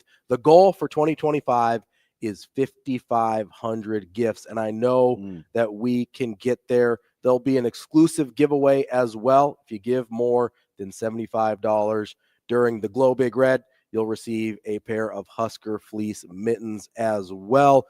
We're going to get our hands on a pair of those, no pun intended with the mittens there, so we can show you next time we talk about it. But make sure you check out all the information that you need at glowbigred.unl.edu to support the University of Nebraska. I know you're a big fan. 100%. Got to support those students and student athletes all around. As starting school last week. Yeah, it's a last day of enrollment. It's a big deal. Don't forget. Well, I mean, kinda. It is a big deal. Yeah, those guys, their workouts are off to a really good start too. It's interesting how they've done the groups and stuff, like the pairings, and to have guys not like read into that, right? Just do your thing. It's based on schedules. Like, we're gonna need a couple. I need a couple of these guys that are not fringy but very capable. That feel like to step up. Yeah. Yep. There's a couple of those guys I would really appreciate next leveling, because what they're going to figure out is with a 105-man roster, you have to practice a little bit different. So you need to prepare now. Put money in the bank now so you can spend it later. How so? How do you need to practice? But because you don't, like, for instance, you mean the players need to practice different, or the coaches need to structure practice differently? They're going to have to structure practice differently, and as a player, like, you're going to have to manage. You got to perform your workload. Okay. Right. Let's say, like, we don't agree on running backs, right? Some people think 6 is a lot or 7's a lot. I'm just going to take running backs for instance. Okay. I'll tell you how the math works. Mm-hmm. You ready? I'm ready. Let's say you only carry 7 running backs. Okay. 7 out of 105 is a fairly decent percentage. Mm-hmm. Some will put you in the 5-6 range. Mm-hmm. How would you structure practice to not only get your guys ready to play, but practice in such a way where you can get your other unit ready too? Okay. So it's not just getting your offensive guys ready. It's you need to have guys that can get your defense ready and not have it be at the workload's expense, but you can't cheat the system either. So you need a certain amount of numbers to function efficiently, or you have to get creative with what your practice format looks like. So let's say what does that look like? Well, that's up to them. It may have to be a little bit more NFL-ish. Okay. Right? Where you don't have the volume of numbers, so you situationally prepare. Because you can't go like 4 or 5 groups. Right. You just don't have the bodies for it. But the trade-off is your bottom is inherently going to be significantly closer to the top because you don't have the variance. The breadth of roster. Right? So we in our heads, we're like, oh, get down to this number. This group should have this number. You still have to be able to function at practice. Right. And it's going to be brand new.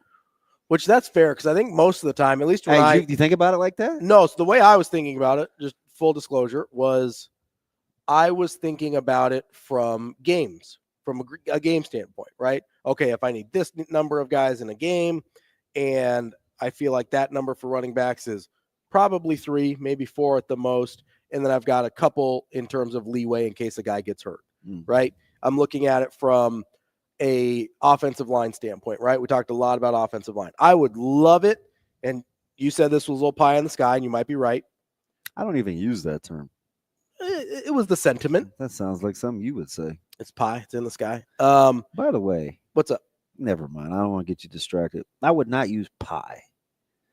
That's just the term. That's just the phrase. No, I understand. But why pie? Is pie immaculate and I didn't know? No, because it rhymes. Pie in the sky. It's just because it flows. It's definitely. I mean, what do you want? You want like cobbler in the sky? What do you want? You want. Now, the funny thing about that, creme brulee in the sky. Like, what are you doing? I was gonna say culturally, I would be much closer to a cobbler. I wasn't even doing that. I really in wasn't. The cumulus kind of thing than I would be pie in the sky. Not gonna say the other thing I was thinking. Of course you weren't. You say things like hunky dory. No, I'm just saying it's the phrase. I don't care what you want. Cake in the sky. I don't care.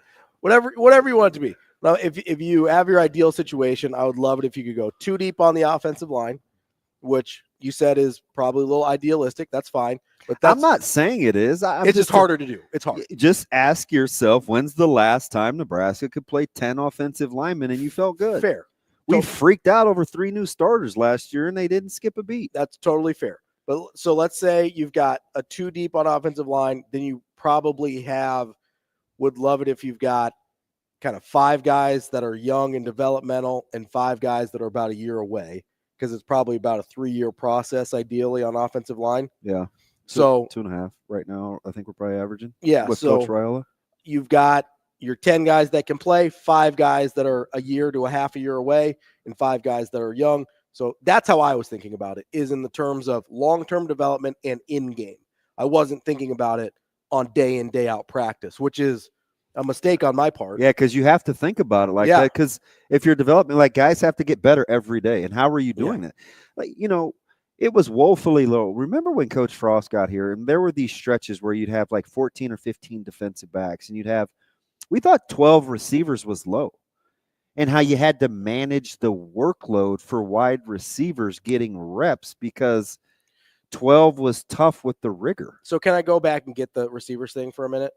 Go back and get it from when, and then from when we thought 12 was low, back in the Frost era. Okay, that's fine. I think yes, you can go back and get it. I grant you permission. Gracias.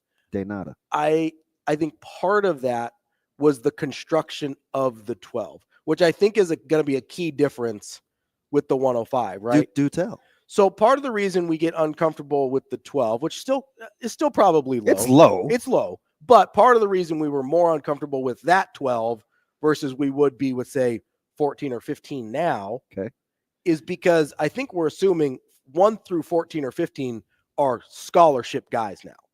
part of the problem when we were looking at 12 before is we're seeing 9 scholarship guy and 3 walk-ons. It's like, okay, we really only have 9. I will entertain that. You know what I mean? I thought that is so it's like you feel like you've got 9 even though the number's 12. Valid. And now it's like, okay, all 14 are going to be scholar. Like there's not like walk-ons are gone basically. See, I don't know. I mean, in the sense that we had them before, it's gone. Okay. You may have some guys that would have been walk-ons. I feel like I'm being a little more diplomatic than I normally would be with you, but I can appreciate the way that you're in the court of law phrasing the question because it forces me to acquiesce. Look at you. That's an SAT word. I appreciate that. What? I'm going to punch you right in your soup coolers. God. This whole morning has been a struggle. What else? Just giving you your props. That's a good word. Good word choice. You know the whole backhanded compliment thing? No. Like, are you going to punch me in the face? It's just my tone. B-Mac, I need you, man. I'd like to tag out. Benny or Bernie? Well, you're not going to let that coat thing go, huh? It was pretty funny. Coatney? Yeah. Oh, yeah, he's hilarious. It was pretty funny. Comparing Benny Mac to Bernie Mac might be like the biggest adventure of people I've ever seen in my. Both funny guys. Exactly. Both hilarious. One is still with us. Similar initials. Yes. I think so. Yeah. I think so too, Benny Mac. But no, we're going to look at these numbers differently because before, when you looked at a number, you had to bake in guys that you never felt like were probably going to play. Right. Right. So if you're looking at a wide receiver room with 12 guys, you're like, okay, 3 of those guys probably should never play theoretically. And then you go, okay, so I really need like 16.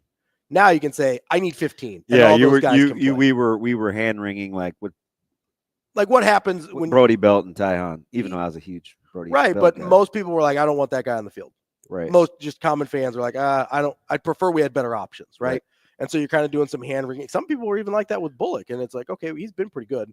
But, there's a lot of hand wringing when you get to a point where you feel like you have to play walk-ons, which is it's sort of ironic here because you're going to have to kind of get that sentiment out of your head, though, because the 105 going forward is just the 105. Right. That's what I mean. You know what I mean? Yeah. So we're going to graduate from the term. Because we're going to have to get it in our head. We don't care how they got there. They're there. Yes. So you have to use that's everyone. And that's what I mean. Like when you're at the 105, you feel like everybody's there for a reason, right? Whereas before, and it maybe wasn't fair to the coaching staff, but you'd be like, sometimes they kind of just will put a guy here or whatever, or bring a guy in for bodies or whatever the case is. When you're running with 140, 150, you have to figure 30 of those guys should never play, minimum. Right. And so we have to look at it differently now. Everybody on the 105 at some point should be able to play. Right. Like, yeah. Ideally. Like that's how you have to. Like if you're on the 105, you better be there for a reason. You got to contribute. Yep. Whereas you could be part of the 150 and just be there for some cool gear. Yeah. Like really. I'll be curious to see what happens with the evolution of practice format. Coming up next, we've got our guy, Mike Schaefer from Husker. See if he has some ideas. 24/7. I'm sure he does. He's a bright guy. Very much so. And he thinks a lot. Yeah. That's DB. I'm Ravi Lulla. More Hurrdat Sports Radio coming up next.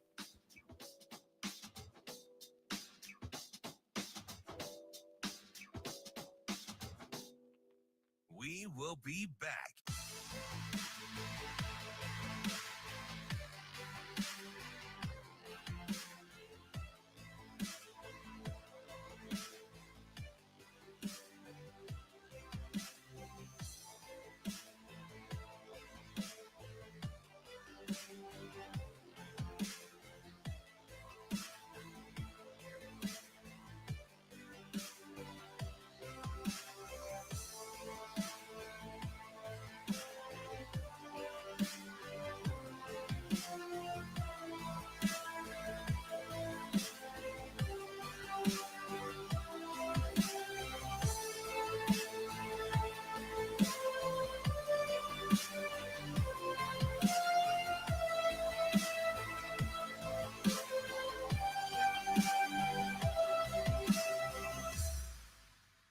We will be back.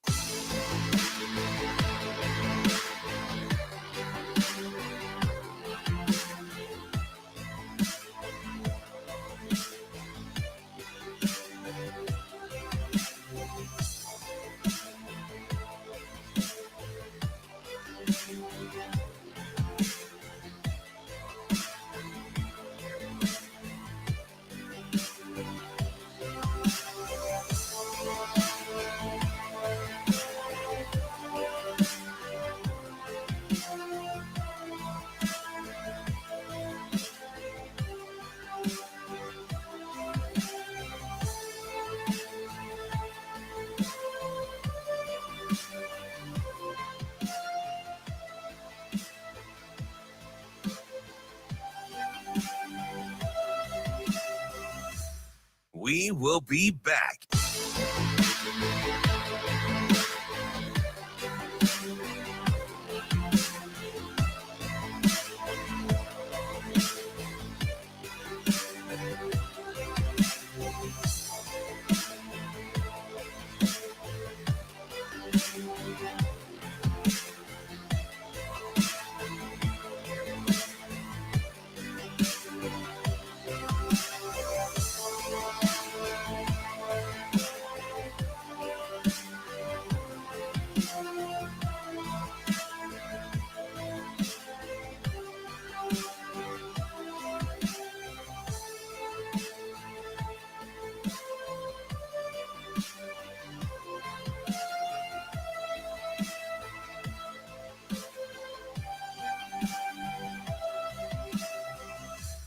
We will be back.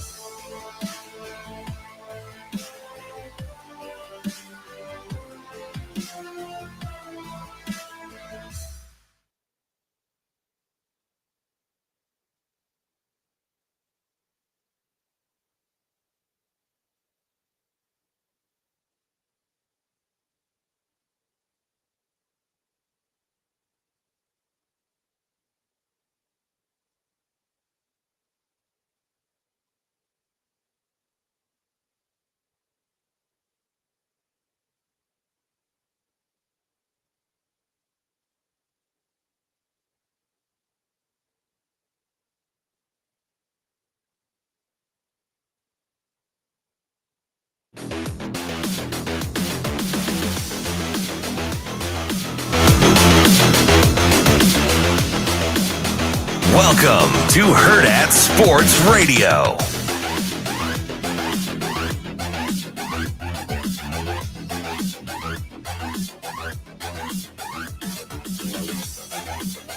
Kicking off hour number 3 here on Hurrdat Sports Radio, presented by Centris Federal Credit Union. That's DB.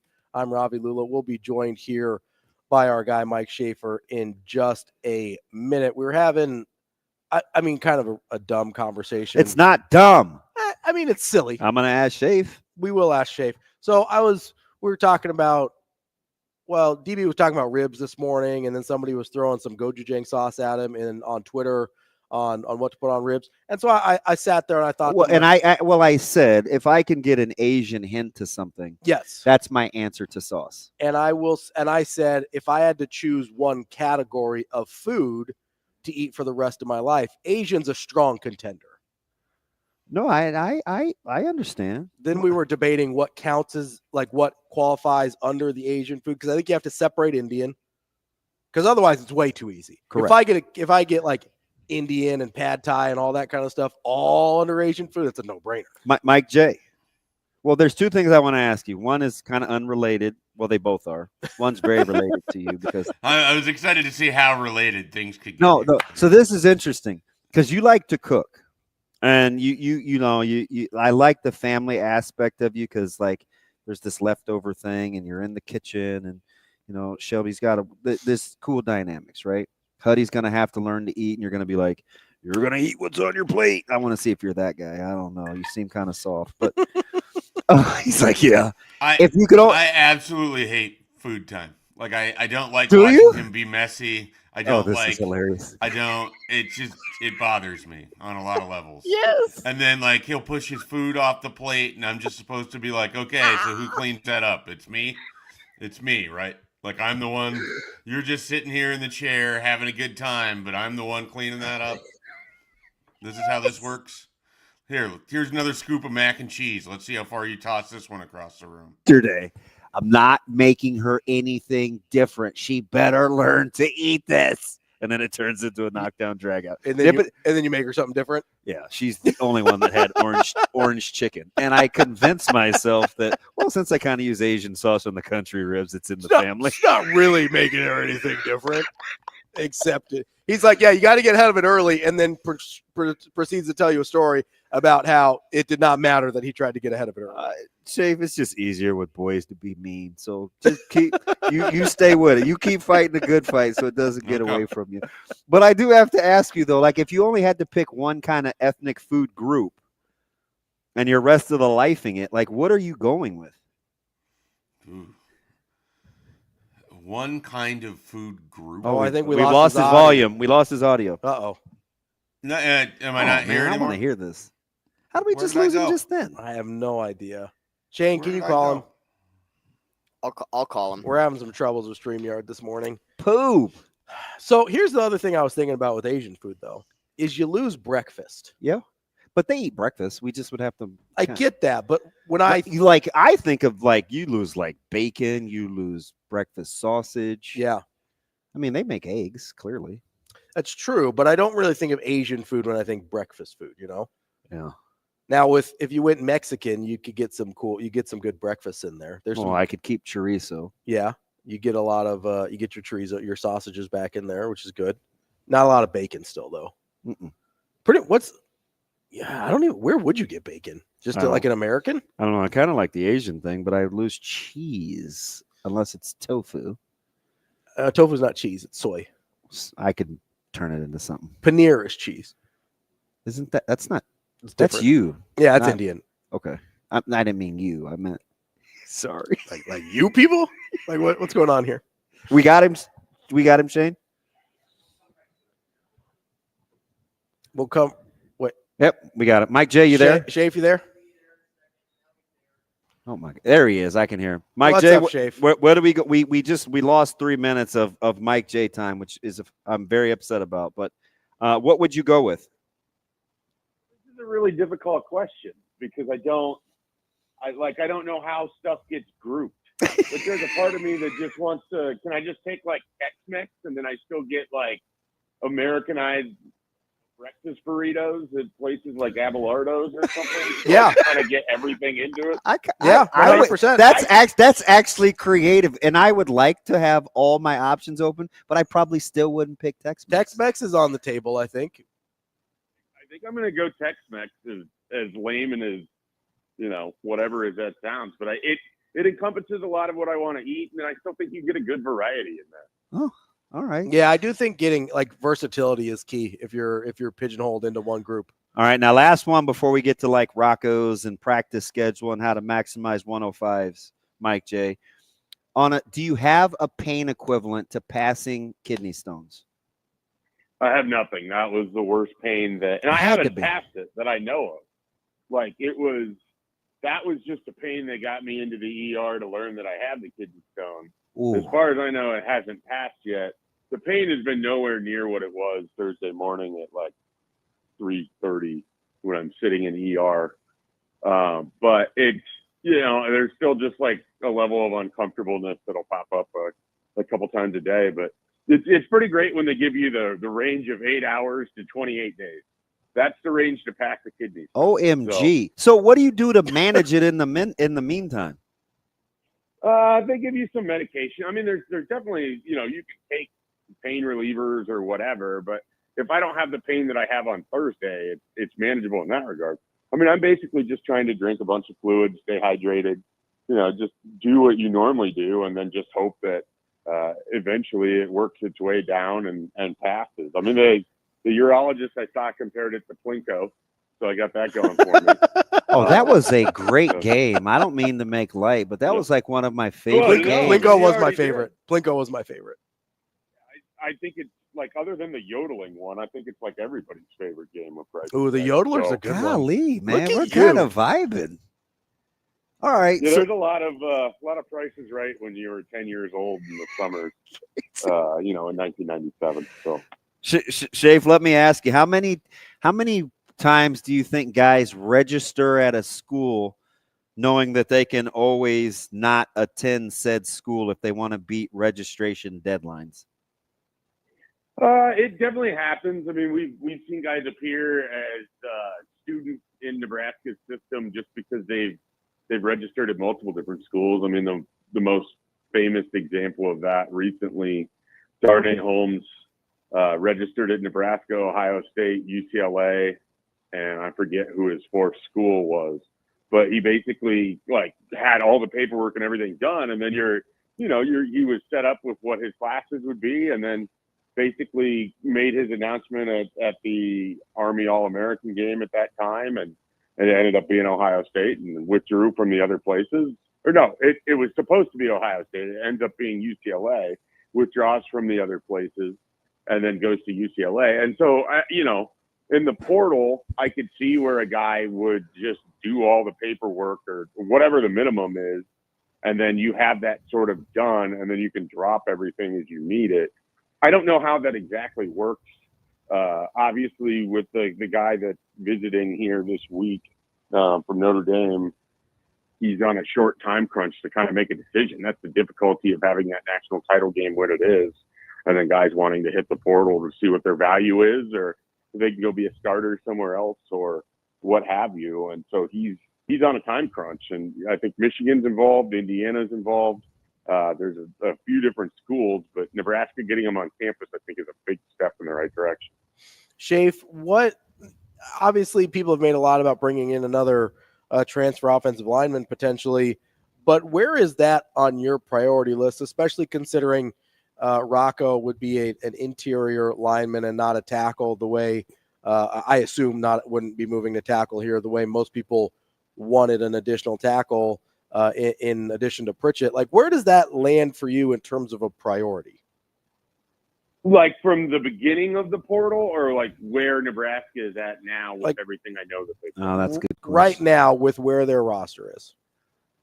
I think it's good depth. I don't think it's anything to sneeze at. I don't think it's anything that changes your win-loss projection total. I don't know that it's a guarantee that someone would come in from the outside and definitely be a starter as an interior offensive lineman unless they come with a wealth of experience. I think Nebraska's strength for their line is probably the interior aspect of it, so I don't know that it's the biggest need. But it's another body, and so if they've determined that that's the most valuable use of their time, for me, and I think Damon knows this because I text him about it, the thing that I keep coming back to is Nebraska's playing a three-man front, and we don't know that they are. But if Nebraska's playing a three-man front, am I comfortable that they have a real nose guard, nose tackle, that type of player? I don't know if Riley Van Poppel is. I envisioned him more as a Tyrod. Now, whether that's accurate or not, we'll find out the more he plays. But I am fascinated that Nebraska has gone to sort of a three-man front look since 2017. And you can probably count on just a couple fingers how many guys have been able to play that critical spot in the middle of a defensive line. I just don't know that they have enough bodies there. But you have one injury there. If it's not Riley Van Poppel, are we talking Elijah Judy? Are we talking Sualafotu? Who's the next guy in the middle of your defensive line? I would have thought that would have been a very easy, let's at least get a body. We've got someone that we can put in there. And that's a tough position to recruit. They've really struggled finding the right mix of people for the interior defensive line. That's sort of the one area where I'm just man, I just don't know. But if you're not playing a lot of three front looks, maybe you don't need that as much. That's sort of the curiosity that I have. It's interesting. I'm glad, again, one of the reasons I like talking, you genuinely really, really get into the nitty gritty of football and stuff like that. So it makes me think, when you ask me those questions, I immediately think, Schaefer, not necessarily guys, but style of play, right? So if I don't, what would I do if I don't have a 310-pound run stopper? Well, I may put guys on the move. I may slant. I may pressure. I may do some different things if I want to gap teams out, if I can't occupy. And I think, Mike J., I really do, Butler strikes me as this type of guy, and I just don't know enough yet to know if it was bowl preparation or this is how he wants to be. He strikes me as a pressure guy. So if he wants to be a pressure guy, maybe he puts lighter, quicker guys on the move. You know what I mean? So maybe you don't need maybe you don't need to hold point as long. Because when I look at guys like Judy, who I think is probably like DT1 or DT1A, next to Van Poppel, or Keona Davis, or even Van Poppel, who's I think uber quick, uber twitchy for a guy that's that big. I think he may put these guys on the move more. So then you're stunting, slanting. Yeah, maybe I don't have to be as, girthy. Because I've always kind of thought the last 10, 12 years, Nebraska was too big on both sides of the ball, given what the Big Ten was doing, if that makes any sense. Yeah, the hard part for me is that get out of the mindset, and it's more of a me thing, but I can't get out of the mindset that Nebraska's defense in 2021 and arguably 2023, the 2 years where I think they looked the best defensively throughout the totality of the season, largely came when you had a guy like Nash or Damon just wrecking shop up the middle the way that they did. Now, they're very different. The way they did it was different.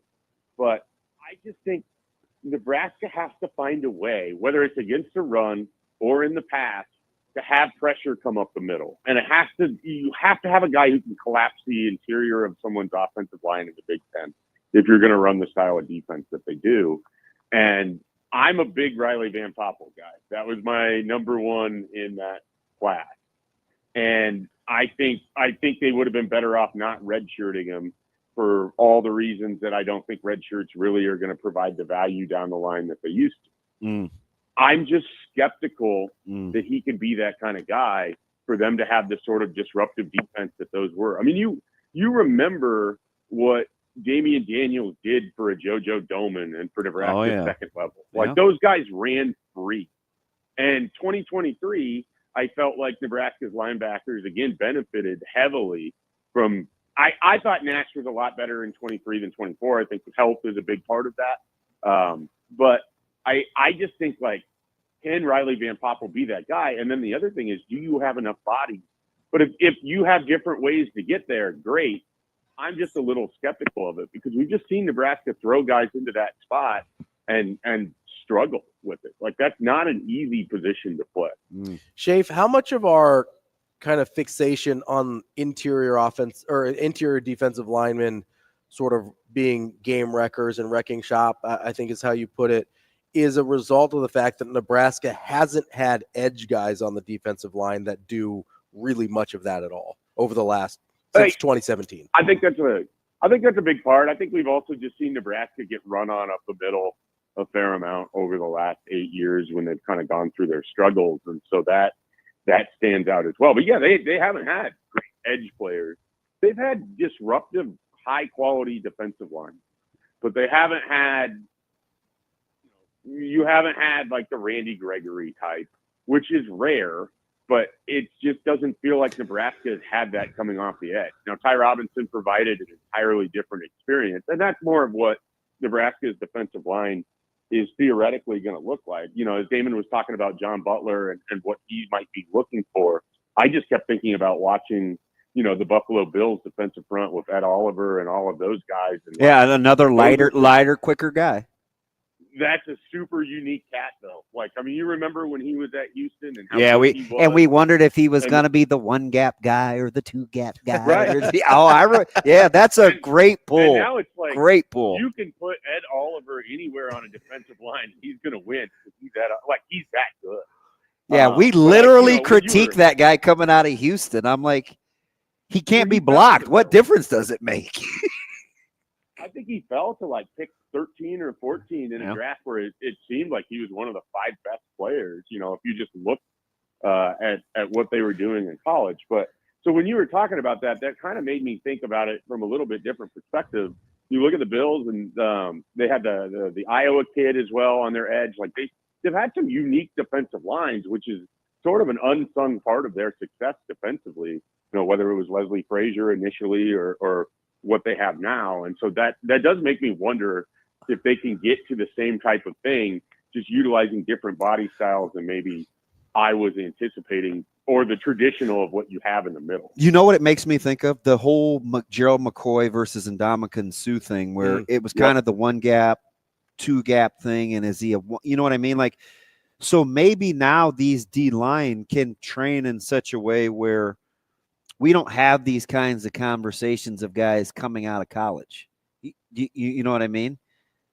Where if they can play multiple across, or stylistically you can play a certain way behind them, so it's not as big of a deal initially on if you can or can't do something. Are you a gap guy? Do you need to be in a shade? Can you play head up? Like maybe you don't have to go through that. As maybe you can line up head up and put them on the move, or line them up in a gap in like a 1 or a 3. You have me thinking here. Would you say that the type of linebacker that you want to play is entirely dependent on the style of defensive lineman that he has in front of him? Yes. I don't know that I thought about it in that sense, and I don't know that everyone thinks about it in that sense either. But when I'm talking about what Damian Daniels was doing, it makes life a hell of a lot easier for a Luke Reimer to have a Damian Daniels. Oh, it totally matters where. If I just take if I move Christian Jones inside last year with that front 3, he's definitely a different inside linebacker last year than he is this year, where we had to put lighter, younger guys on the move more than we did a year ago. Right. So yes, the short answer is yes. I think how you can play on the second level is totally dictated by what's happening up front. So then you have to have a good variety of body types on the second level. Yeah, I mean, Ray Lewis was a Hall of Famer, but they're experimenting a 3-4. He was miserable, right? I mean, it's like odd front, guards are on. Look at Barr. You saw it firsthand in Minnesota. I mean, if you didn't have to put him in coverage, he was okay. So I would stop well short of calling him good at any point in his career, but he was at least okay. That's why guys like McCullough are interesting. Like that's why I think he's a second level guy. I don't think he's a rover. I don't think he's can play on the third level. I think he's a second level guy because he's disruptive potentially when he's on the field, and you can play him a multitude of ways. You can put him on the move. You can say pick a spot and go. Like, I think he helps you not need, if he's on point, he helps you not have to have a guy anchor point at the nose. Do you know what I mean? Yeah. Well, I know what you mean. I don't know if Nebraska can pull it off in practice. Those are going to be two entirely different things.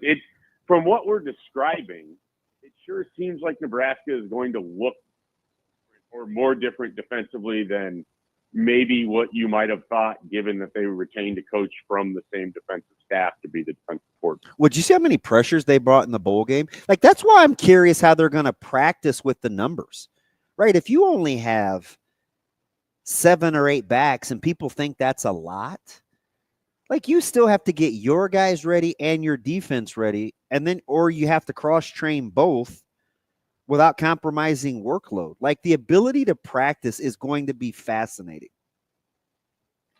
Yeah, and then of course you're obviously limited, so you have to maximize that time of which you're actually allowed to be out there practicing. So if you have 2 guys at the position group that you're talking about are both nicked up, you're even lighter than you were before. You can't grab one of the. Yeah, like what if you don't have Booth and Parker one day at practice or something, and like those guys aren't in the immediacy role of playing? Is it like who's the defense going to practice against? Yeah. No, hypothetically, I've just used those 2 because they're young. And so it does make it certainly is going to make things interesting. Now, you could counter that argument with there's a lot of teams that haven't had 140 players on their roster and still have managed to practice successfully and then go have success on the field, so we don't have to make a mountain out of this. But it certainly will be unique as to how they change their style. Yeah, and I mean, the NFL's been practicing with less than. But it's different, though, and they give up a little physicality. Yeah, and maybe that's what we'll see. And they're also in the NFL. Correct. You don't have to worry about whether your 1 or 3 technique is going to do his job. You either bench him or you cut him and you go get a new guy. Yeah. I mean, if he's not doing his job, it's a very drastically different outlook than finding the freshman that you determine early on can't do the job either. Yeah, good point. Good point. Schaefer, as we kind of wrap up conversation here, obviously with the visit of Rocco Spindler, are you anticipating any other additions before spring ball, or is this kind of either this is it or we're done here? For me, this seems like it's going to be it, and then we'll see where Nebraska's at after the spring. If they have enough guys leave, that they'd have a spot or two that would be available.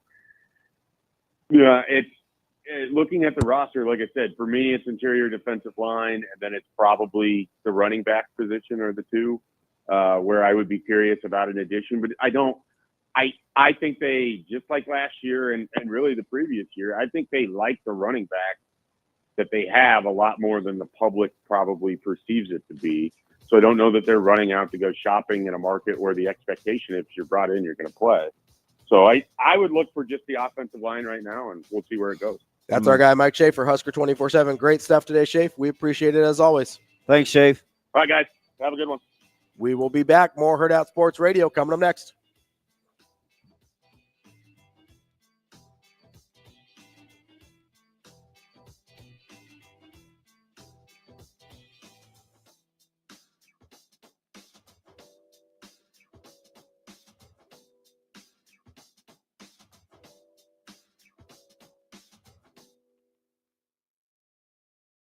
We will be back.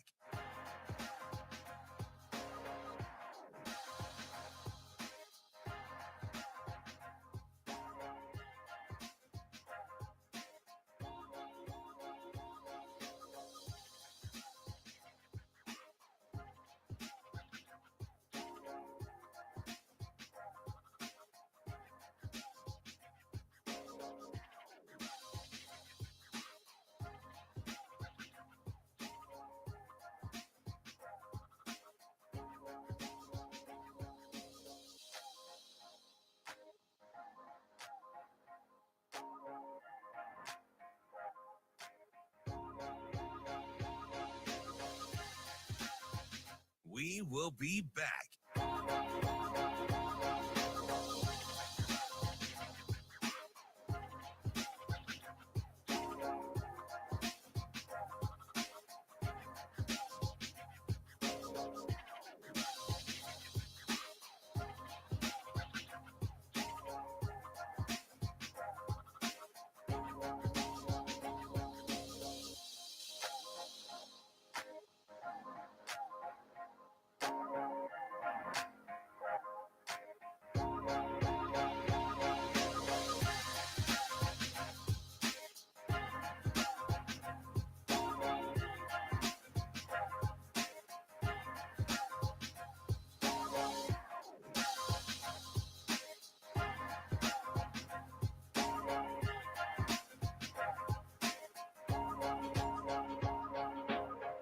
We will be back.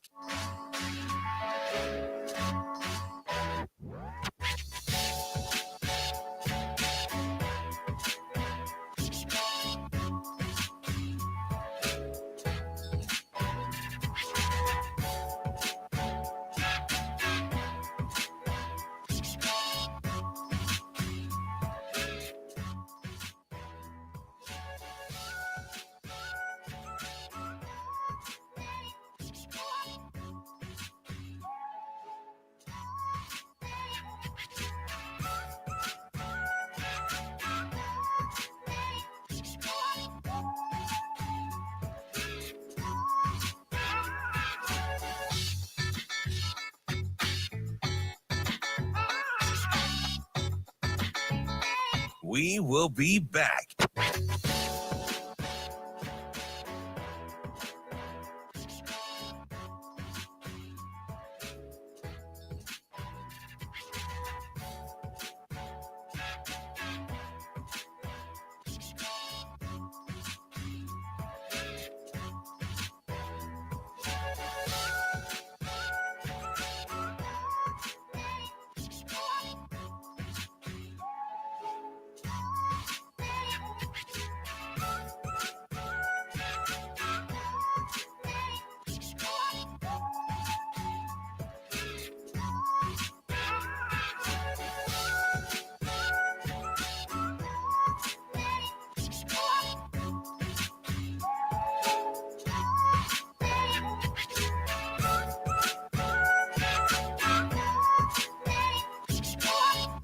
We will be back.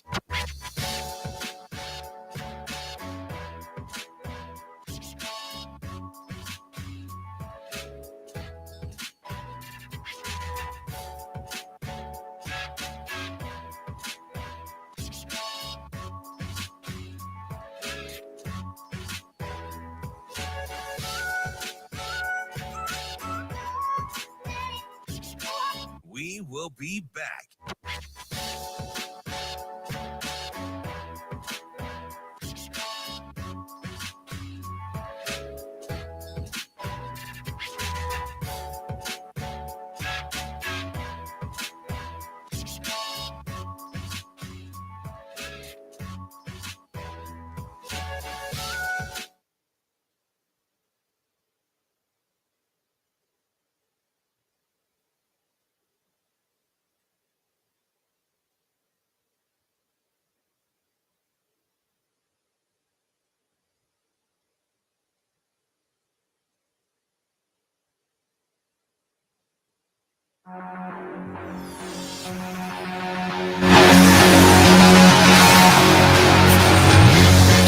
You're listening to Hurrdat Sports Radio.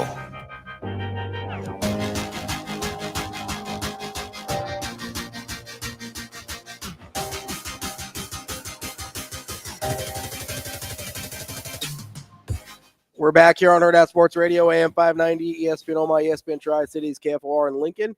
That's DB. I'm Ravi Lulla here on the Pillar Exterior stage. It's time for Bet On It, brought to you by Warhorse Sportsbook, the best place in Nebraska to place your sports bets in the casino in Lincoln or in Omaha.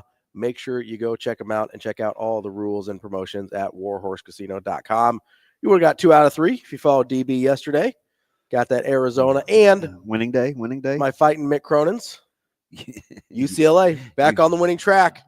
Hey, so you know who's like done a 180 since we talked about them being in trouble? Who? Minnesota. Undefeated. Yeah, weird. Undefeated. Weird. Including getting 9 at the house from Michigan and winning outright. Which you might have picked that one. Maybe 3-0 for the Fighting Ben Jacobsons. Yeah, I don't. Isn't it Ben Johnson? Ben Johnson. Did I say Jacobson? Yeah, Jacobson is you and I. Yes. Yeah. Yes. Yeah, Ben just Johnson. You and I. No, just you and not I. you and I. You and I. Yeah. Like unit. I'm gonna get like my guy on G you. unit. I'm gonna get T-Mac on you. Yeah. Yes. What T-Mac? What'd I do? Nothing. He's just as good at that stuff. Was yelling at me? He's good at clapping back. Kind of. He's very funny. You gotta hire it out. Like, what's the deal? Well, sometimes I defer the punishment I want to delve out on you because we have to. We're in this for the long haul. You don't seem to care. I do. That's because I'm always looking for the good piece of cheese. I know you're gonna endure. Right. Yeah, that's why I know I can get away with it. Because competitive stamina. I'll sprinkle in something nice every once in a while. How can I? There's that cheese. How can I put up with this schmuck? What'd I do? Although my man B2, he had a good idea. He's like, just get a dirt and a shovel. And what, bury me? All right, that seems dramatic. Is that a little excessive? I mean, like this, it seems disproportionate. Oh shoot! You just never know with a threshold. So my wife talks about this all the time because she listens to a lot of murder podcasts. Good on her. And so she seems very savvy. So she's a lot of them are like domestic situations, right? Oh, she's resourceful.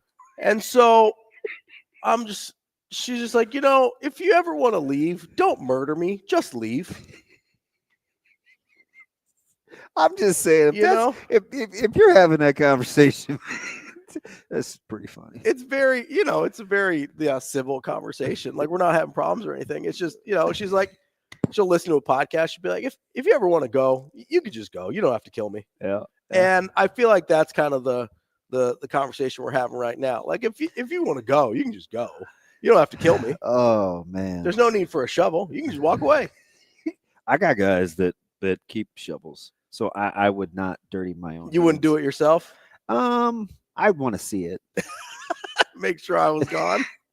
You don't want to have a Maximus situation in Gladiator where, like, they told me he was dead. Yeah. And then he creeps back up on you. When Quintus gives that look like, oh, my gosh.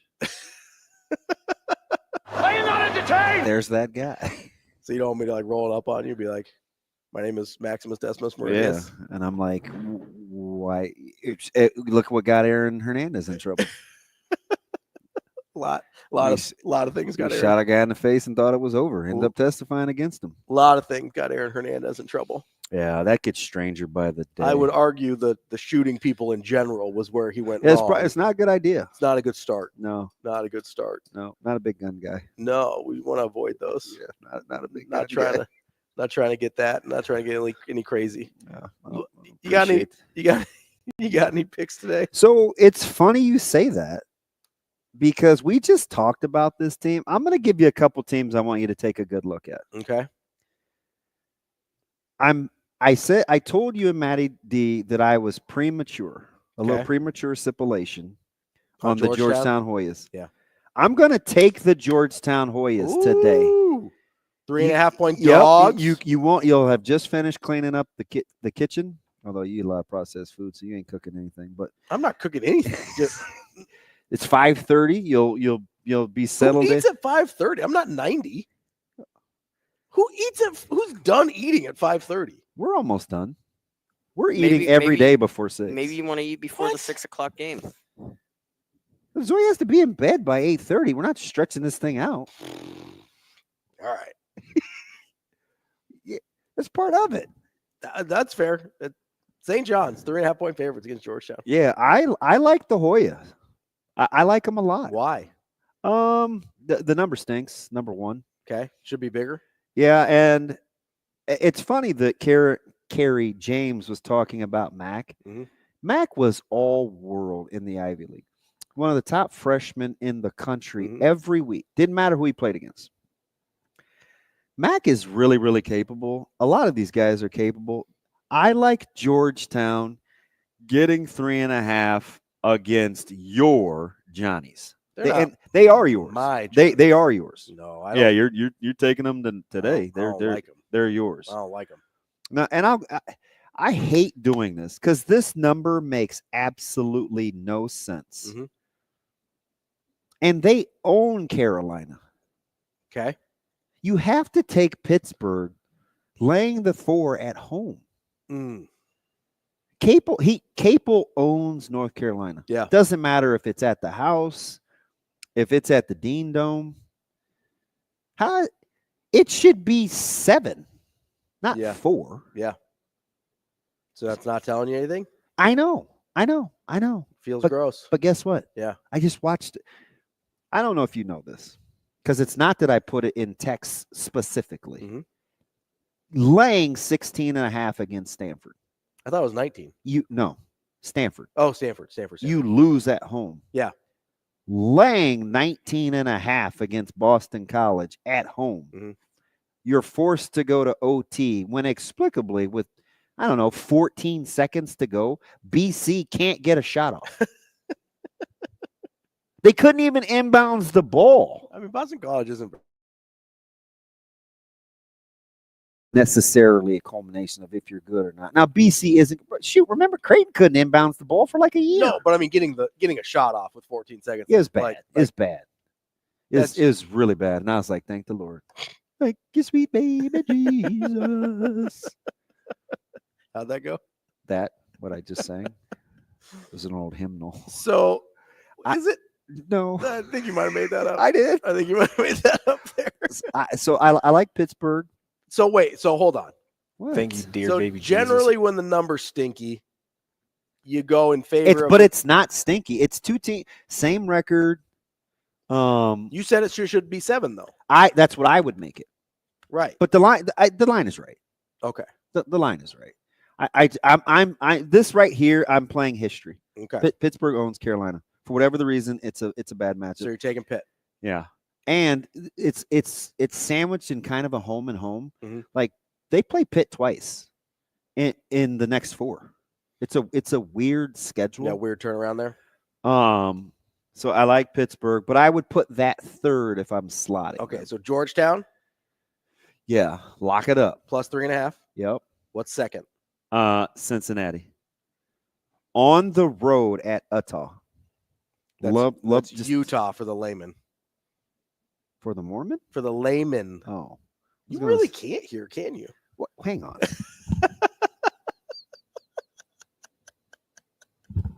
I feel like you're just reading my lips and guessing. No. Was that KP in the stream that was like, thank God, I wish I could read lips? Yes. Somebody says something slick in the stream. So Utah's a 1.5 point favorite at home. Take Cincinnati. You like Cincinnati as the 1.5 point dog. Yep. That's your number 2 pick. Yep. Lock them all up. So Georgetown's number 1. You will have another winning day. 3.5 point dog. Yep. At home. Cincinnati's number 2. Yep. 1.5 point dog on the road. Yep. And then you're taking Pitt as a 4.5 point favorite at home. As Fonz would say, correctamundo. How are you feeling about Happy Days guy? I actually watched Happy Days a lot when I was a kid. Happy Days was the jam. It was like syndicated when I was like, I think it was during the summers. I'd watch it. I was a big Happy Days, big Fonzie guy. Not a big Fonzie guy? Yeah, he was cool. Yeah, he was. He was cool. I liked the leather jacket. Thought it was a cool look. Yeah, we weren't doing that a ton. Who's we? Young people. Like you and Huffman? You weren't doing that a lot? Well, the Fonz was not really that young in there. I mean, he was like a 30-year-old. Okay, Stickler. Hanging out with high schoolers, by the way. Yeah. Which they still do on shows, Shane. Like, that's just how they – I don't know if you know this. Like, there's not a lot of 16-year-olds professionally acting. Hey. How you feel about Tennessee minus 10.5 against Kentucky? Oh, yeah, I'd lay it. Don't spray it. You like Tennessee there? Yeah. With the points? Yeah. Even bigger? I'd lay it. Nah, but I'd lay it. That's Bet On It, brought to you by Warhorse Sportsbook. That's DBM Ravi Lulla. We'll wrap up the show next. We will be back.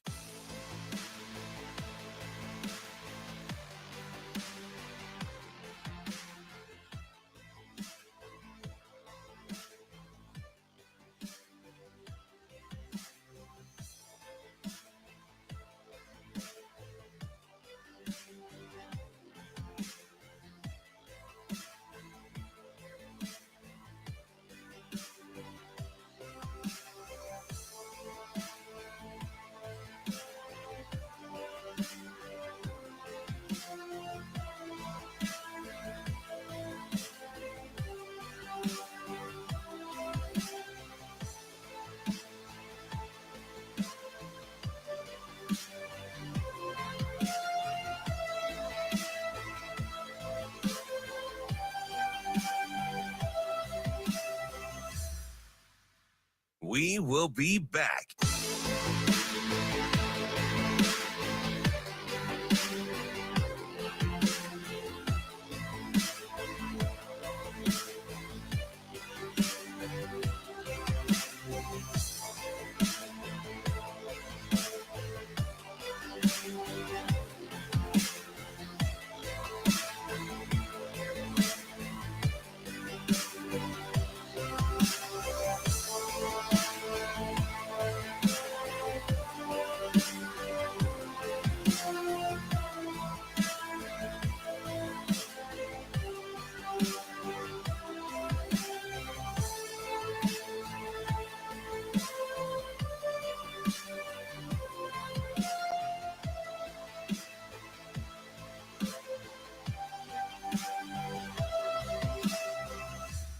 We will be back.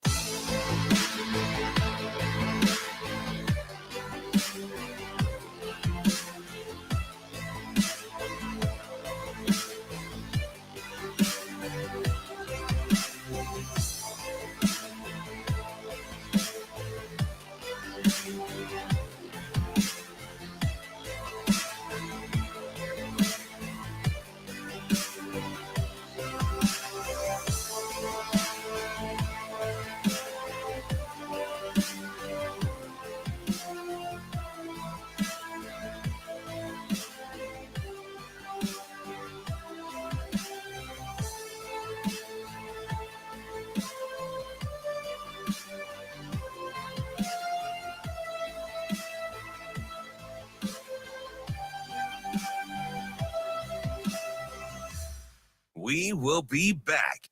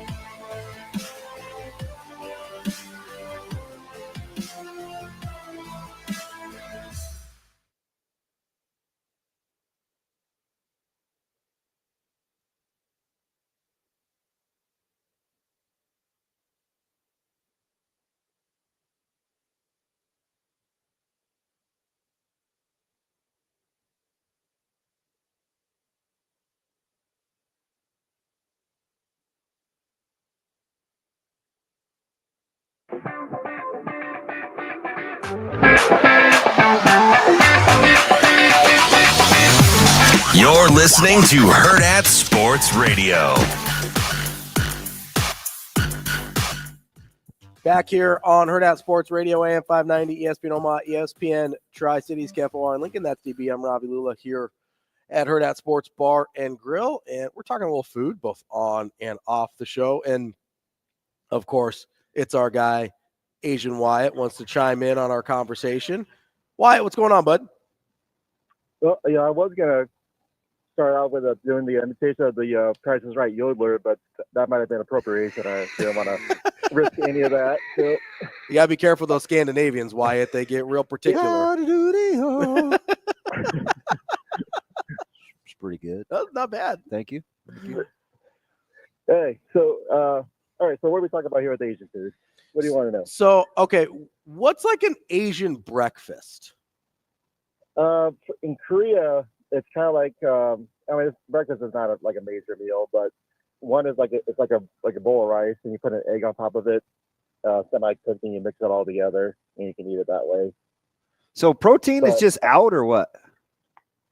I can't really say for sure because I didn't, like I said, I'm full Korean, but I grew up kind of half Korean, so I don't have a full knowledge of that. But it's not a major food. Or even not a major meal of the day. I kind of get that, Wyatt, because like I couldn't tell you what an Indian breakfast is at all. Like I have no idea. Yeah. So I mean, when you say your Asian food, because you got the South Asian, you got Southeast Asian, you got East Asian. So that was kind of that was part of the discussion. Yeah, that was. We were trying to kind of narrow it down, parse it out. To he wanted to take everybody. Listen, I'm trying to set my boundaries in a place that are most advantageous for me. Yeah, I'll just take European. That's a lot of good stuff in there. Oh, that's true. Now, what would that include though? I think more like you don't say, "Hey, I'm going to a European restaurant," but you would say, "I'm going to get Greek," or "I'm going to get Italian, or French." Yeah. Yeah. So if I were to choose one, I'd probably choose Mediterranean. But if you want, that's a good low key Mediterranean's a good one. So I get Greek, right? You get Greek and Italian, I think. Yeah, because it's healthy. You can get a lot of healthy food, but you can also really get your heavy carbs as well. Yeah, I'm out on that. I have one other question. Shane says none, and I still don't believe that, but he is a 4-year-old. Ravi says 12. Like mustards, sauces, dressing. How many condiments do you have in your refrigerator? Here we got soy sauce. We got you said it, not me. We got a few different salad dressings. We got ketchup and mustard. We got a couple of different kinds of mustard. We're big fans of mustard. Dude, I bet I have 6 kinds of mustard. I have yum sauce. I have rumlad. What more than 10? If you count the pantry, then probably more than 10. Okay. All right. So he's in the neighborhood with me. I'm at like a dozen. Like we're in the neighborhood. I bet he has way more than 10. Yeah, I probably need to sit there and count it out. They looked at me like I was pretty unique. I bet over 20. For sure. I think Shane's is weirder than yours. Well, Shane said none. Yeah, I don't believe that. Well, if you're just going for, you said, okay, so I missed the conversation. You said you put some gochujang on your ribs? Yeah, so I did. There's this Kindler's Kinder's Gold barbecue sauce because I don't like barbecue sauce and everybody else does, and I wanted the meat to tenderize. So when I put it back in the smoker under the foil, my compromise was using gochujang sauce. Okay. Yeah, because my mom, she'll actually sometimes make, even with like not even the short ribs, like regular, like St. Louis ribs, she'll marinate them in basically like a bulgogi sauce. Yep. And then cook them, and then they're excellent as well. You're the inspiration for my bulgogi, Wyatt, as you know. So I appreciate that. Thank you. No, he really is. What does Ravi inspire you to do? Want to gouge my eyes out. I'll say today he's been very murdery today, Wyatt, which I don't appreciate. Yeah. I feel like it's an overreaction. Dude, off air, it's just a knockdown drag out. Like, it's incredible. So many inappropriate things. Wow. Would you stand for somebody saying cornbread in the sky, Wyatt? I mean, I'm sure Wyatt wouldn't care. What's the context here? I mean, He said pie in the sky, and I was like, I don't even know what that means. Like, I would never say pie in the sky. So his joke Tourette sat on it, and then over break he goes, "Would it have made more sense if I had said cornbread in the sky?" No, hold on. You left out a lot of that conversation. Okay, because I go, oh, well, it's not your preference; it's the saying. It's like would you? Because I didn't know what the saying meant. Pie in the sky just means like ideal, right? That's like your ideal circumstance. And so I was like, literally just the next dessert I thought of was cobbler. And he goes like, oh, well, I said cobbler would make more sense for me. And then I didn't say anything on the air because professional. And then off air, I make a comment. I go, it's not like I said cornbread in the sky because he was trying to make the cobbler thing racial. I was like, no, it's just the first dessert I thought of. Pie and cobblers right next to each other. They're tangential. Yeah, whatever. Wyatt, I appreciate it. Thank you for. You're just gonna be Switzerland from here on out, Wyatt. You're neutral. He's trying to get me canceled, Wyatt. That's all I'm saying. Thank you, buddy. Shane, I don't believe Shane has no condiments in his fridge, though. Yeah, I don't buy it. We might have to go do a Hurrdat Sports investigation of his fridge. Did you see Amazing Daniel, who's married? We've seen his lovely wife several times. They don't eat dinner before 8. I do a lot of later dinners. But he says nobody in the house goes to bed before midnight. Yeah, that's aggressive. I mean, listen, if I had my ideal schedule, that's about when I would go to bed. Midnight? Yeah. Okay. Yeah, that's fair to me. Like I somewhere between 12 and 1 is when I'd go to bed, and then I'd wake up somewhere between 7 and 9. Like that would be my ideal. You get to pick your schedule. That's how I would roll. So Saturdays, like this past one, I text relatively early. It was in the 7s, I think. Yeah. So you're not even remotely up yet. Are you sleeping in on the weekends? I do sleep in, but it depends on what time. Like sometimes I'll be up by 7 on the weekend, depending on what I have going on. But if I don't have anything going on, I'll sleep in a little bit. What do the dogs do? Usually I'll let them out.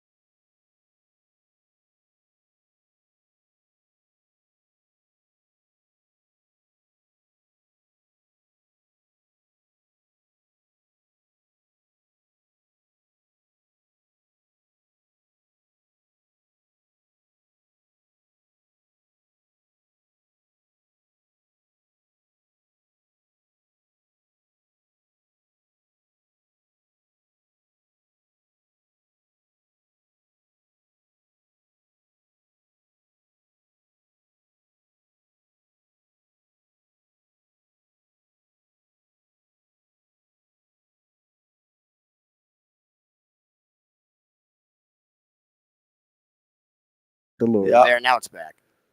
Cool. So what? Nothing. Dude says 0 condiments. Yeah, I don't listen. We don't really cook at the house. I don't know how you have 0 condiments. Like I don't understand that at all. It's pretty easy not to have any when you don't get any. I mean, you don't go somewhere to get condiments. You don't go. I mean, I don't. You know, we're the stuff that I eat doesn't necessarily take that stuff. You eat a lot of sandwiches. What do you put on there? Nothing. Nothing. I would. I mean, You don't sometimes put anything on a sandwich? Sometimes I do, sometimes I don't. It's some variance of mustard. Like- Maybe I have a smoky horseradish. That's a condiment. Yeah, well, 100%. Mustards are condiment. That counts.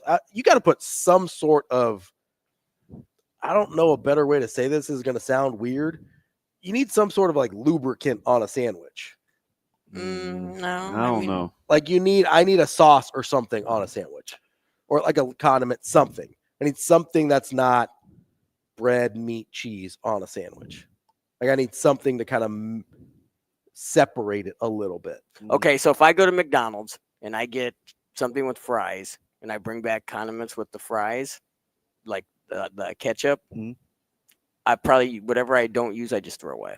But I normally get enough to not have to throw I thought everybody had the packet drawer. Like the drawer? I get enough to where I don't have to throw it away. I mean, I just get like one and then Mine's that's mostly like soy sauce.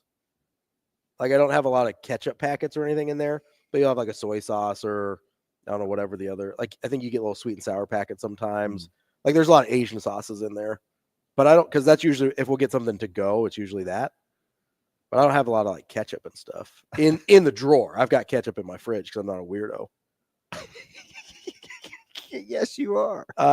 Amazing Daniel says, I hear you, but I definitely pick a different word. I was trying to find a word that encompassed like sauces and condiments on a sandwich, and I landed on lubricant. I'm not proud of it. I don't have a better one. Yeah, just lube your sandwich up there. That's right. You just got to lube that sandwich right up. Listen, we talk for 15 hours a week publicly on the air. Most of the time, I find a decent word for the thing I'm looking for. I don't have one. I'm sitting here. I'm still trying to think of it. I don't have a better word for than lubricant on your sandwich. I know it's gross. I'm seeing that QE1 is just doing the thing. He's like, oh, moist. Like I know he's probably still on a heater from his last week of picks. He's a sandwich potentiator. Sky Mike, I don't even know what you're talking about. What a debacle. Amazing Daniel says, if I'm on the grill and somebody asks for lubricant for their hot dog, they're leaving. That's a whole different kind of cookout, Amazing Daniel. You gotta go. That's the show for the day. Also, hot dog famously not a sandwich. Anyway, that's the show for today. That's DBM Ravi, Lulla. We may or may not be back tomorrow. See if any of his friends with shovels find me. So it's Hurrdat Sports Radio.